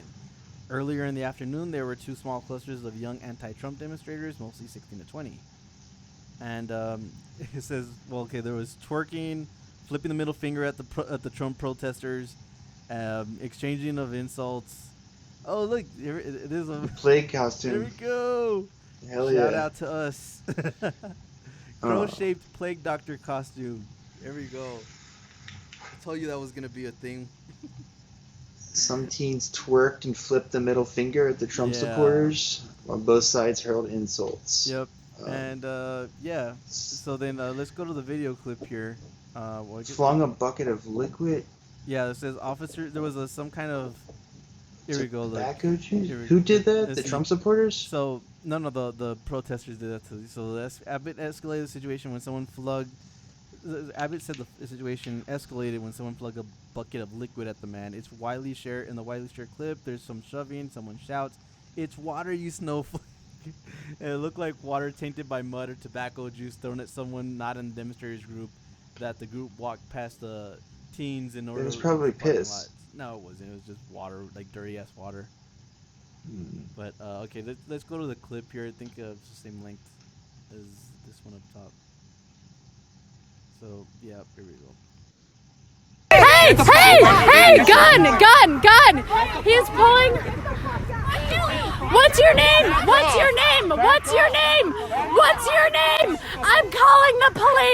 I'm calling the police. What's your last name? What's your name?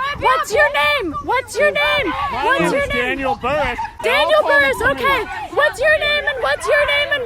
Because I got it on video that you pulled a gun on girls. I have it on video. It's fucking water, you snowflake. It's water, you snowflake. It's fucking water.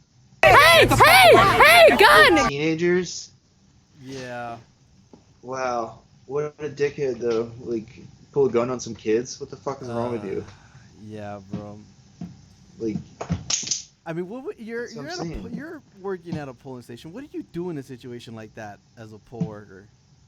I mean, I'm gonna be inside. Yeah, there's no training for some shit like that. But there's nobody, like, I don't know if we're gonna be working outside like that. Like, yeah. You know, I think it's like the cops' jurisdiction, right? Like, it's scary, man. You're very anti-cop, though, bro. Are you calling cops at that point? No, I'm saying I think they'll probably be hanging out outside the polling place. Oh, okay. Well, that's true. So, I mean, You know? But, I mean, I guess for me, after all the shit that we've seen with cops working with right-wingers like this, I mean, I wonder what kind of tact they take in that situation. Yeah, I won't ever call the cops, man. Like, why would I call the cops? Like, seriously, though, they're the bad guys. Yeah. Why would I want them there? Like, Well, I had a couple more things I want to run through with you. I'm not sure you'll like these stories, but we just wanted to get your reaction to this one. Lawyer for Ivanka Trump and Jared Kushner threatened Friday to take legal action against the Lincoln Project, anti-Trump conservatives, unless the group removes a pair of large billboards from the Times Square in Manhattan. So this is the billboard. I feel like they wouldn't. Where is it? I feel like they. This is the billboard. 33,000 New Yorkers, 221,000 Americans. So the COVID death numbers. I feel like they wouldn't have put the billboards up if there was legal liability. Like, I don't know specifically what the liability is here. Yeah, but I mean, I don't think you can say that it's defamation of character or some crap like that. It's true. It's true. What do you want people to say? They're public figures, second of all, so it's hard to prove that in the first place. And Kushner did say that, right? Yeah. The quote they have? What's the quote? Let me see if I could. Is that from the Esquire article, though? I don't know if I heard the audio of that. Yeah, I'm not sure. Okay, I can't find this shit anymore. No, well, what were you saying that Kushner said? On the billboard, it's basically like New Yorkers can go screw themselves or something. Well, the only one I had pulled up was the Ivanka one, and all she's doing is posing, and then it just has the COVID numbers. Yeah, she's pointing to the stats, but the Kushner one, I think it was on there too, in that article you had up. No, I just pulled up the tweet. Let me see. Oh yeah, here we go. There we go. New Yorkers are going to suffer, and that's their problem. Yeah, that's it. So that means it's a direct quote from him. I mean, yeah. I don't think there's anything they can do there. I mean, I'm assuming they have the rights to the photos. Yeah, I mean, they're pretty much public domain, right? I mean, is there copyright for stuff that you tweet out? I mean, I don't know if you can use it in a political ad. It's like, Right. You know, like you wouldn't be able to like you can't take somebody's work and like monetize it. You know, like Oh, so you're saying like like nobody can just go and copy tweets and then just kind of make like money off like. I mean, Like- you can, but like, you know, I think that's probably liability, like to like make Well, because I'm just saying like. capitalize on somebody's image like that. Well, you know, that's a Yeah, because that's you a know some tort. people get. I mean, when it comes to like, you have some situations where people repost tweets, like they'll like something and then just copy it and repost it on their own feed and act like they didn't see the other one.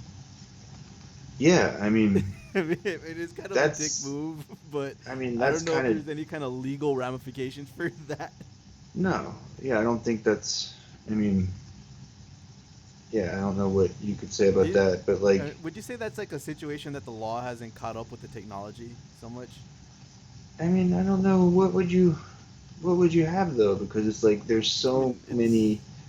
Like when something happens, like the way I've heard it described is like 50 people trying to like shove shit down the toilet. You know, like everybody has like similar takes. Like it's like they're all, you know, coming. Like when an event happens, think about it. Like when Giuliani does something dumb, like you can kind of guess what the takes are going to be, right? And they all kind of fall in the same kind of categories. Like when the Bolivia happened, right? It was like half the tweets were dunking on the CIA and the other ones were dunking on Elon Musk. Like you couldn't have a kind of like legal liability set up where you had to be aware of like every other tweet in the, you know, the whole Twitter sphere all at once, right? So I don't think you could do that. But like as far as using somebody's image and then making a product out of it, like that's definitely a tort. I forget what it's called. It's like you know, appropriation of image or someone's image or something. Like, So I wanted to go to this story because it's an update on what we had talked about before with the immigration camps, ICE, and that was that one doctor, Amin. Is there more doctors? That one. This is the only one they mentioned in the LA Times article, but Yeah, I more want to women- like. more women have come forward after the fact. They said 19 women are alleging medical abuse against them now. Yeah, there was lack of informed consent, and there was a quote here. Well, it says removal of the uterus and fallopian tubes eliminate the opportunity for fertility. If you remove the fallopian tube, it is a sterilization procedure. So this was stuff that was done. So then he was doing that on purpose then, right? It wasn't like, remember before we were saying it might be just, you know, Right. a get rich scheme.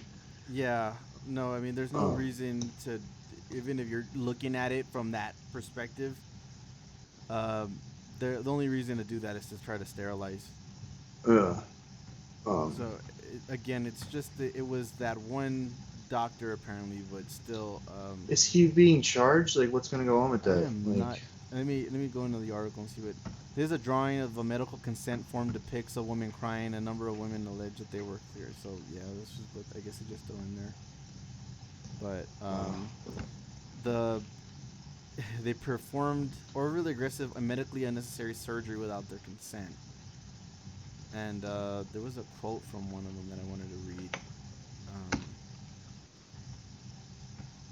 So yeah, well, they're saying that, I mean, of course they took advantage of the women that were locked up in there, and here we go. This is the one I wanted to check out. So women under Amin's care were administered birth control and underwent procedures without their consent, including to remove their reproductive organs such as the uterus, ovaries, and fallopian tubes. According to the report and the interviews in the Times, the women whose cases were reviewed by the medical team. One woman, Amanda, said she awoke from the surgery chained to a hospital bed, and the 28-year-old immediately asked the nurse, "Do I still have ovaries? Can I still have kids?" So they knew about it too. Like they knew that's what was going down. Like the other women in the facility knew that he was a uterus. Yeah. So here is he gonna go? I mean, it's they gotta lock him up, man. Yeah, like that one. Yeah, I think we can agree that this dude needs to go to fucking something. But Amin had performed a cystectomy, dilation, a curettage, and a procedure to scrape the tissues from inside her uterus without her consent. And all of this was done without signed consent. So Yeah, dude. It's like it's pretty sick medical shit. Yeah, like eugenics, medical experimentations, like the areas where I'm fine with, using the carceral state to,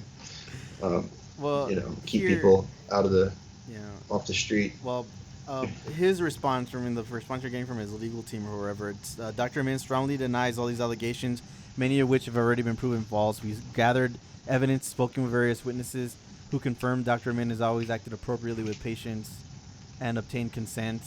What? Yeah, he's a What? highly respected They're denying physician. it? Yeah, they're denying it. And they're saying that he's cooperating with the investigation and everything, but the response for against this doctor are that they're confident that the facts are going to demonstrate that a very malicious intent of the other for purely political agenda, it says. So I mean, yeah, they're denying it. They're saying that there's some kind of valid reason, and it's gonna take some. Wait, he said it was a political thing? Yeah, they said that the whole attack on him is a political thing. What? Yeah, dude. I mean, these are like they read like freaking horror stories. So I mean, one example. I know, Amin performed a transvaginal ultrasound on a 35-year-old woman who requested treatment for hot flashes, and had no reproductive organs to examine because she'd previously undergone a total hysterectomy. And like they would face retaliation if they didn't go along with it, and yeah. I mean, it seems like it'd be pretty easy to prove that this was happening, right? Like if you find all these women who have had the procedure, someone had like their fallopian tubes, ovaries, and uteruses all removed in one fell swoop. So, I mean, it's what now. Just on the description of what has got what this is, though. Now, what do you think is the motivation behind doing something like this? He's a fucking sicko, right? It's like that's what probably like eco-fascism or whatever, like the El Paso shooter. Yeah. Right? Like to keep Mexicans from having babies, right? Yeah. Fucking and psycho, at one man. point here, they said the doctor told her when she refused to get a surprise hysterectomy, they asked her, "How many kids do you have?" "Well, I don't see why you can't take it out." What? Yeah. Like you have enough kids already? Yeah, basically. And a lot. I mean, from the response that you get from that one woman, a lot of times it seems like this is just something they did, and from this one woman here, like, yeah. What are we gonna do? Like, we really have to. We're gonna have to like. It's just like at this point, I'm hoping it's not a systemic thing, that this was just isolated, a one sicko. But if it, I'd like to see them. If it is, if there's other leaks from other facilities that this was sanctioned by ICE or some shit like that, can you imagine? Oh God, if there was like documents saying that like that was, because that's the kind of shit that like Stephen Miller and all are into. Yeah. Right. Like, remember there was that leak with the conversation he was having with, I think it was like the Breitbart editors or someone like that, but like he was like dictating like how he wanted the coverage to go, and he kept referencing stuff like that, right? Like Great Replacement type stories, like all those psycho conspiracies. So like that's totally the kind of thing that I could see him like. Hysterectomies, and then you couple that with the unable to reunite kids with their parents, and you losing track of kids that are in custody. I mean, all that kind of shit. I keep saying, man, the Nazis won the war. They just became the Americans. Yeah. Like they're bad, man. They're really bad. They've been bad. So, I had one more. We know they've done this before. Like Tuskegee, like they gave everybody syphilis. Like this is something they do. They do medical experimentation, and then every time they get caught, they somehow like manage to memory hole it, and then they keep getting progressively worse. And like, I don't know if it's like documents saying like, yeah, you should, collect their uteruses, but it's probably, I could see it being a kind of thing where like they go to like conferences and stuff and they talk about this kind of shit, like over drinks or whatever, the people facilities, like just the worst kind of Nazi shit you can imagine, right? That's probably like, we see what these guys talk about online, like something comes out all the time. It's like, you always see like they, people like this who are, involved in this kind of ideology. When we do see their commentary, it's always just, the worst you can imagine. Yeah. But all right, I wanted to do one more. Put it past them to be talking about this kind of thing. Sorry, you had a little bit of a hiccup there, but yeah, I wouldn't really put it past. If I hate to say it like this, but if there was some kind of systemic program like this and it wasn't an isolated incident, it wouldn't surprise me. I wonder if they can do a comparison, because that's probably the next step, right? Like, you examine these women's files and then you try to see like what the other facilities, like how often they're performing this procedure, and I'd question, compared to like a private the hospital. of them, though. I'd question the motivation. I mean, would they want to uncover? I would say that if there is, this is what a journalist does, right? Yeah, this is what they're supposed to do. We'll see if someone does it. Yeah, exactly. Like, I wonder. If it's we don't have like human rights watchdogs, right? But what I was gonna say is I wonder if there is something like that going on, if it wouldn't get out until Biden got into office.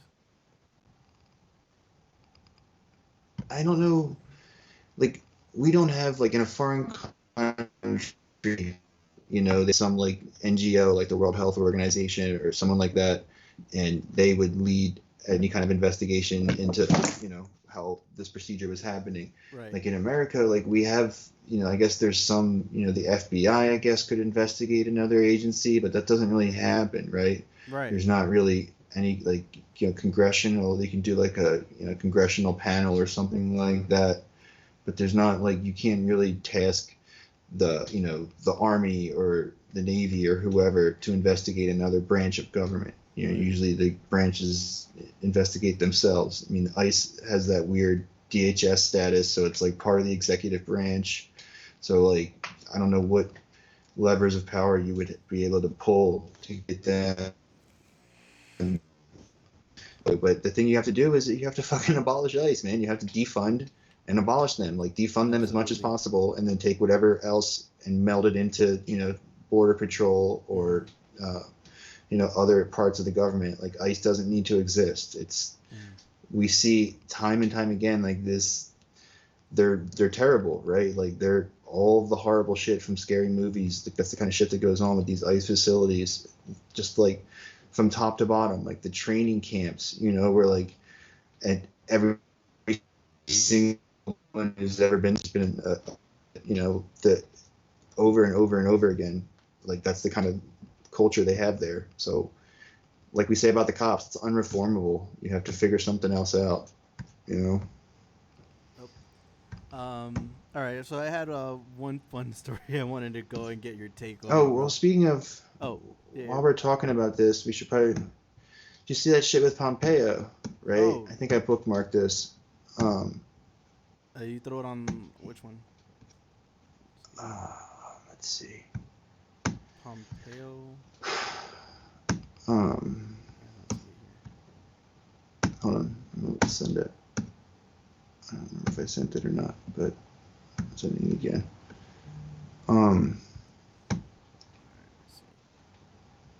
They're having Human Rights Watch and Amnesty International declared anti-Semitic organizations, which is supposed to. Wait. So, yeah, in a striking move, Pompeo. State Department, launches 3. So this is coming from okay, and they're targeting these groups. So what are these groups? I'm not familiar with them. They're like, Amnesty International, they fight for political prisoners. Human Rights Watch is just, all purpose, Like, yeah. So it says these groups, they said they don't support do-gooder or shit, oppose the BDS movement, but the main thing with these groups is they're all critical of the government, Israel's occupation of the West Bank, right? Yeah, that's what this is. This is like, psycho Israeli evangelical teaming up. It's like Pompeo and Netanyahu are doing this to try to like delegitimize what they perceive as their enemies, people who are fighting for the oppressed around the world. Specifically here, it's like they're using this instance of the West Bank, but I mean, I'm sure it's more than that. Like, this is just the case they're making. They want to get them out of their hair all around the world, right? So they can do authoritarian strongman shit. Yeah, I mean, like, this is just what you do. I mean, with the whole thing with Israel, it always comes back to using anti-Semitism as an excuse to why you can't criticize their government. Yeah. And I don't know if there's a way to combat that at all. So because it's just a go-to move. They've tagged people, anybody who's criticizing. The planned statement was first reported by Politico on Wednesday, just as the State Department began a 2-day conference on anti-Semitism that featured Secretary of State Mike Pompeo, Israeli Prime Minister Benjamin Netanyahu, and a range of other officials and analysts. The conference, which focused on online hate, emphasized anti-Semitism from the left and Islamic terrorists, including anti-Israel activism. Some panelists did discuss far-right anti-Semitism as well. They reported that the statement will cite analysis by some pro-Israel groups, concluding that the human rights groups backed the boycott, divestment, and sanctions movement targeting Israel. Mm-hmm. The groups say they do not support or oppose it, but they are sharply critical of Israel's settlements in the West Bank. And what they did is I don't know if they were keeping track of the list or if they were just hadn't condemned the list. People were keeping track of the businesses that operated in the West Bank. So it wasn't just Israeli businesses, it was businesses specifically in the illegal settlements. So completely reasonable, right? I think most criticism of Israel's government is pretty reasonable. I've seldom seen criticism against that government venture into some kind of anti-Semitic place. Where you're talking about Palestine and what they're having to go through and at the hands of their government. It's appalling, and the fact that Bernie was like the first person to really mention it in the primary, it's just tells you how insulated that government is from criticism over here. Goldstein said Israel's settlements were a natural target for criticism by human rights groups. He affirmed that his group backed the they're committing registries that do business with settlements, an initiative aimed at allowing consumers to decide whether they want to buy settlement-made products. Yeah, so it's not just Israel; it's just the settlements. Right. And it's like according to international law, like human rights groups like this have to, like he says, we have a responsibility to not associate with human rights abuses inherent in the settlements. Yeah. Like the laws say that those settlements are illegal. So they're having this situation where they're basically asking these NGOs to lie about it and not, try to help the people there because they're technically illegal, right? So they got to either get that approved or, stop persecuting everybody who calls them out for it. It's really bizarre. Yeah. So, all right, bro. I had one more fun story I wanted to get your take on. I just thought this was funny. Came across it on Twitter. I also think this is. Oh, sorry. I mean, I also think this is part of the regime's specific crackdown on the left, right? Yeah, I mean, that's what it really comes down to. They have this about anti-Semitism, right? So it's part of Pompeo's whole agenda, right? And they've been trying to make this tied into it, but that's been a long-standing method of doing things. Because I think even if you go and if you're going forward with the Biden presidency, you're still going to have the same shit or the same problems when it comes to criticizing Israel. Yeah, but I mean, like I said, I think this is part of a larger State Department I don't think this is just about it. I think this is a way to marginalize liberal institutions, right? Yeah. I think this is not about they're using the Israel thing as a way to defang all these groups. So do you think these that watchdogs. do you think with the new State Department that this sort of thing will get reversed? Yeah, I mean, yeah, I definitely think so. I mean, you know, Netanyahu can condemn them if he wants, but like, if the USA resumes support, which I don't see how they wouldn't, because they're basically CIA front groups, like, this is a specific aspect of this like pseudo-fascist regime strongman thing we have going on with Netanyahu. Right. People like that around the world. They're trying to get rid of these institutions that keep check on authoritarianism. Like, that's what they do. They keep like capitalism from veering off into, you know, the fascist land. So having them in place is like, you know, something that, I don't know, like I would think that Joe Biden would want to resume that, but maybe not. I mean, maybe, like I said, like what usually happens is they just kind of inherit the situation that they got, right? And then they are forced to deal with it. So if he comes in, he's going to do all the shitty things Trump did. I mean, that's what Obama did with Bush, right? So, and like, it's fucked up that they're doing this too, because it's just like we see with the FBI wasting resources investigating like Islamic terrorists or Antifa or whatever, when there's much more serious threats that they can't politically viably investigate. And it's the same thing here. It's like there's plenty of like anti-Semitism around the world in, you know, right-wing circles, right? There's like neo-fascist, like neo-Nazi groups. Of the right in this country is that, I mean, part of the alt-right. I mean, look at the Charleston rally. You don't have to go that far back, even, but that's part of who supports that. And like, but there's more serious ones. There's like armed groups and stuff in other countries, right? There's that Ukrainian group. There's all kinds of stuff all around Europe. There's tons of parties like this. But I mean, it's more they just about outlawed the one alliance. in Greece. It's more about the right. political There was the party. The anti-Semitism.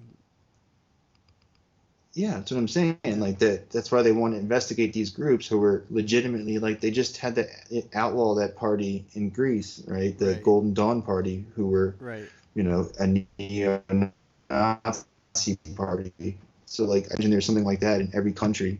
Meanwhile, they're trying to condemn, you know, the like handful of organizations that do good work in situations combating this behavior. So, you know, we'll see. Like, what's Netanyahu? Anti-Semitism feeds off its more traditional precursors, often focusing on the state of Israel, which for the modern anti-Semite is the manifestation of the collective Jew.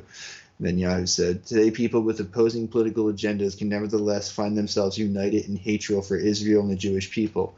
The neo-Nazi, the ultra-left revolutionary, the Islamist militant might agree about nothing else, but they all do share a common hatred towards us, and hate is awash across the internet. Leftism. It says anti-Jewish leftism. So wait, anti-Jewish rightism does not exist?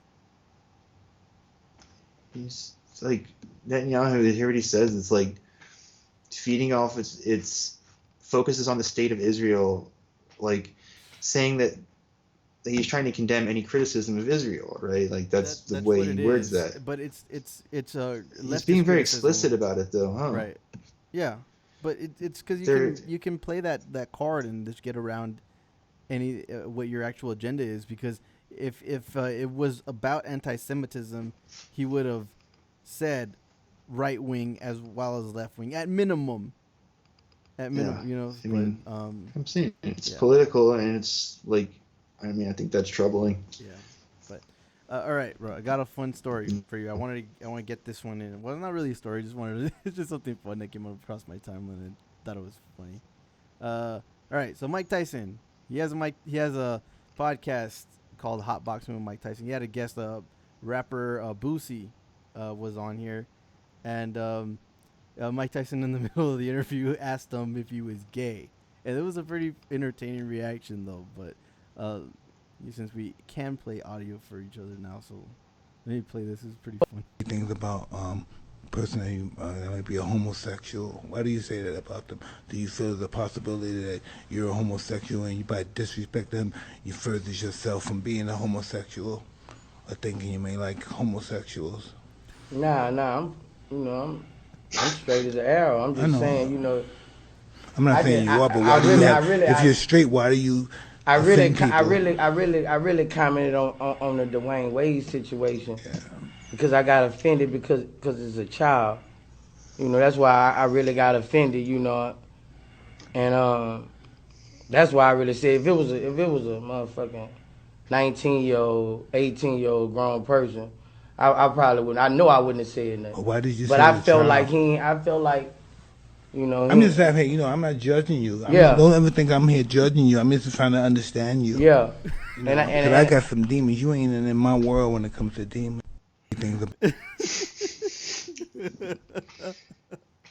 Well, I think it was pretty cool because you saw Mike over there taking a stance against it was against homophobia. I guess really what he was, right? So he took issue with a bunch of stuff he found homophobic and then called him out, right? Saying that, or is it possible that you're actually homosexual? I think only someone like Mike Tyson can get away with asking a dude point blank that and the response be that fucking calm. Yeah, right? Yeah.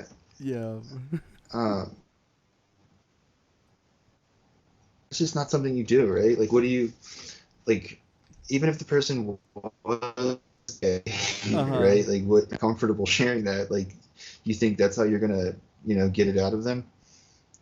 I don't know. Yeah, so the just to give a little bit of backstory, so this was this is what it had to do, because Dwayne Wade's daughter, right, is what he was commenting on, and then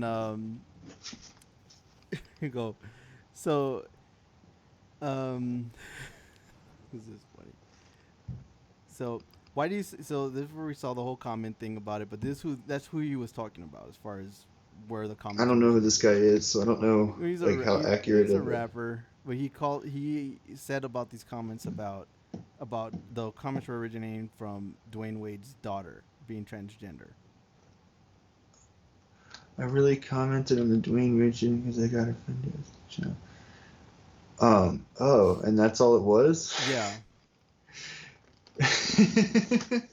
I mean, I guess you got a long time. You got a lot of time to fill on your podcast, right? Like you can say some crazy shit. Well, because I guess he made some homophobic comments toward the daughter, right?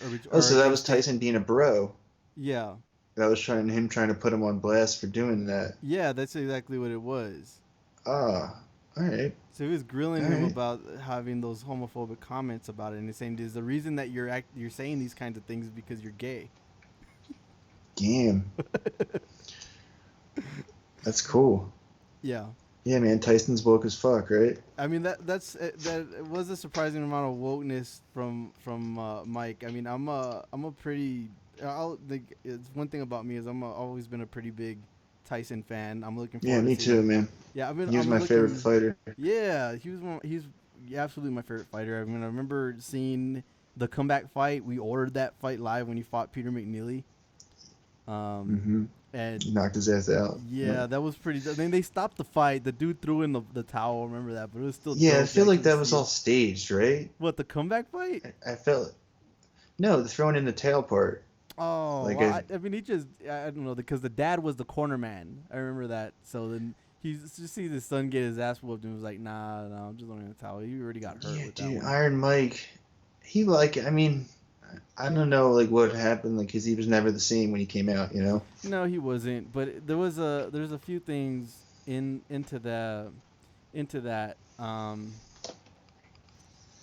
let me just pull up this one. But yeah, so there's a few things into what happened with Mike in that sense was.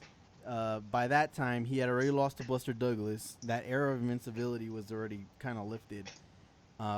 He had a couple of good fights with was it Razor Ruddock, where you saw still saw that he was, he's fucking Mike Tyson, but Yeah. he had changed the trainer, he changed Mhm. that whole management staff, and he got sloppy. He wasn't the boxer Yeah. that he was at his peak, because Mike at his peak was a very technically sound boxer. He just was so much stronger and faster than everybody that he just ran through everything. And by the time that he got so big, he got real lackadaisical and was just getting by on his power and. I just think he wasn't and hungry when he abilities. came out. When Yeah. he came out, right? Like he was kind of like defeated and just like didn't have the same like thirst for just dominance he had before he went in. I mean, it could have been partially that, but I thought it was more the lack of work when it came to actually just being a technically sound fighter. Because if you look at him beforehand, yeah, what everybody gets caught up in is the knockouts. But he hit so fucking hard, yeah, man. that's why it's easy to get caught up on the knockouts. But he would set up his attacks with a real sound jab. His head movement was what everybody knew him for. But he was he was very technically sound in the way that he would go about his stuff, and you would see that, and he would be in the middle of kind of demonstrating his technique. But then by the time he caught somebody with that first punch, he knocked him the fuck out. Yeah, man. Yeah. It's fucking brutal. Yeah, but yeah. I just think he just like, he used to like just dominate the ring, right? Yeah. Just like he was like an animal like hunting prey, just fucking like. Yeah, I think that when he had his original mentor, that was a better situation for him. He had more direction in that sense. Once he got the money and the power, and nobody really that could say anything. Why did he bite him? Why did he bite Holyfield? Oh no, he said he was just pissed off because he kept feeling like Holyfield was taking cheap shots at him with elbows and headbutts. So he's like, "What, really? All right, fuck it, I'm gonna bite him." Why did he think he'd get away with it though? I don't think he cared about getting away with it. He just lost it. So then he was giving up the fight. Like I don't know what his mindset at that point was. He was just. I could see like kicking him in the balls or something if I was, but like biting him. Yeah, he went with biting the ear. Yeah, that's like psycho shit. Yeah, I mean that's what. But really, after Tyson retired, and it was really sad to see those last couple of fights with him. As a Tyson fan, seeing those. But after his retirement, he turned into like a real different, like much more mellow dude. Yeah, he started smoking weed. The Rogan interview that he had, not this last one, but the one before, where he I didn't listen to the recent one. Yeah, that one was really good too. I mean, he's talking about fighting Roy Jones, and I can't wait to see that fight. I really want to. I wanted him to fight before the whole retirement stuff. That was one of the main. Roy Jones went up to fight John Ruiz, and he went right back down. But before he went back down, I wanted him to go and fight Tyson. Oh man! But there was a point in that interview where Rogan, he's all about fitness and working out and stuff, and he asked Tyson, it's like, hey, so I mean, do you still work out? Do you ever, when you're in the gym, or do you still realize that you can do shit that other people can't do, and you realize that, hey, I'm still Mike Tyson, I'm that guy. And then Tyson said, I can't work out at all. I don't work out. I can't do nothing. Because as soon as I do that, my ego kicks in. Oh, shit. And what Tyson said this last interview was the way this comeback fight started was because his wife said that he had been gaining too much weight and he was like getting unhealthy. And then she convinced him to do 15 minutes on the treadmill a day. And then when he started doing 15 minutes on the treadmill a day, he realized he could spend like 5 hours on the treadmill. Oh man! And then he stayed doing so he just kept pushing himself, and his ego kicked in to that point where he was like, "Oh fuck it, I'm gonna keep running on the treadmill all damn day." And then eventually that turned into, "Okay, I'm gonna get back into the gym. All right, I'm gonna start doing hitting the bag again." When you have that ability and I mean, I believe it, I think that would be good, man. I want that to happen. What's that? I want him to get fit again. Maybe fight. Remember Yeah, that's Or right. like, I'm sure that he's gonna probably do more than just this Roy Jones fight because he's seen the way the dude is. If he comes back disciplined, mentally in a stable place, and then adds more of that technical skill that I was talking about, get some of that back. I think he'll at least look very competent in the ring, especially with his he's lead fighting. start. When is he fighting? Next month. Well, this coming month. It's what is it, November 17th, 18th. Man, we should just watch some of these videos of them training. What's this from? 3 days ago? Yeah. Hummel's body shield November training video. November 28th. He's fighting Roy Jones. So Roy Jones has only been out the fight game for like a couple years. Yeah, he's probably gonna get his ass kicked. Well, that's kind of what I'm anticipating, but I wouldn't rule it out. I mean, Roy Jones was not a fucking slouch. He was a fucking incredible boxer. Here, I just sent you a video. All right. Oh, this is a training video? Yeah. All right, let's check this out fast. All right. Let's see. You can probably tell if he has his killer instinct back.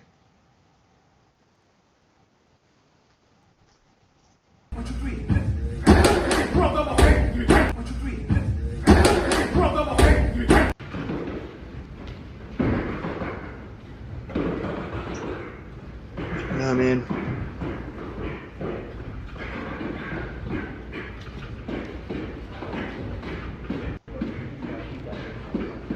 That probably hurts.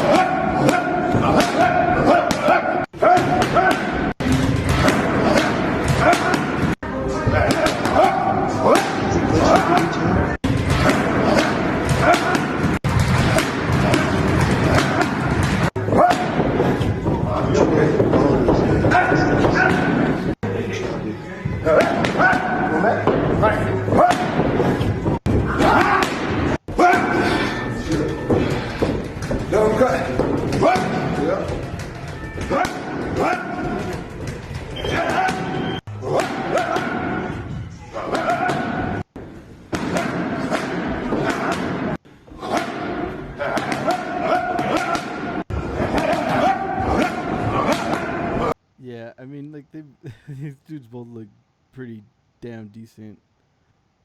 Let me see what's that. Roy Jones. I mean, Tyson looks better. Yeah, well, that was one of the videos. I wanted to let me see if I can find another one. So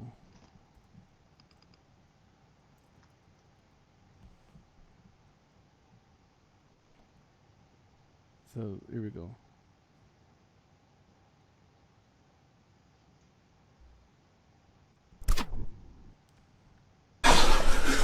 Stop! Speed!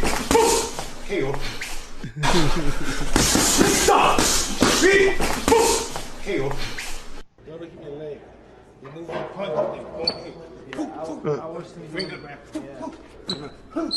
it's all about keeping your distance. Outside of the shoulder. Oh shit. Look at him. You know, when he's here, boom. The punches go boom, boom, back to that. Is he gonna give up some weed? No, I don't think so. My man I'm not loves sure how some much he weed. does it though, because I know he changed up some stuff while he's training. Yeah, man. Look at likes- that, he man. loves- Look at his footwork. His on this footwork, yeah, man. He looks technical as hell. Yeah, that's what I'm saying. Like, that's more of that technical sound kind of shit. Yeah, man, he's gonna fucking things up. He's got that Zen vibe. Yeah, that's what I mean. Like, I think his mindset is a lot healthier. Would come behind his dad. I never came to the strength of Oh man, this is so sick. When it comes to at the end of the line, stay close. You have to come to the hand.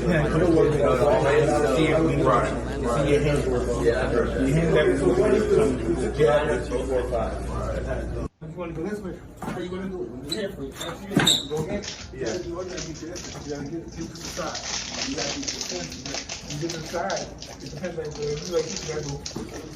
You go here. A guy that he's doing going to be outside, but he can't handle it. The way he knows he hit somebody, he just boom, boom, boom. The Fury, he punches long, and when he punches like that, And he likes to go like this. So when he punches long, he got those short punches inside. So he'll move him around. And when he throws him out like well, boom, got to right, hard punches the body. There's a twist. I don't want to twist. You made the twist. Yeah. Boom. Once you twist it, the twist you make that kid. Yeah, Deuce still looks like he could lay him. I'm kind of inclined to agree with you. He's probably gonna lay out Roy Jones, but all right, bro. I think we could go ahead and wrap up with that. Yeah. What? Everybody checking us out. I think we have a few views on the last show, so hopefully people are tuning in. And yeah, we're gonna keep up our live streams on Twitch for the time being. And yeah, go ahead, follow the show at Unelectable A on Twitter. You got our handles right here on the bottom, minus the logo, because you know. I posted some YouTube videos too. Check out some clips. We got some YouTube clips up too, so we'll go ahead and check us out there. You could get all the links that we get up on Twitter, Twitter feed, so we're good. And there's a new podcast episode today too. Oh right, our we have a reel. best of compilation in case you don't want to go and hear all of our streams back. Even though you should, you can hear the compilation podcast that we went ahead and posted up. That's available on Anchor and iTunes. So. Yeah. It's kind of a hassle, but I'm gonna try and do this, midweek or whenever, at some point, every week or so. All right. And I then, guess that's it then. We're out. Yeah. Later.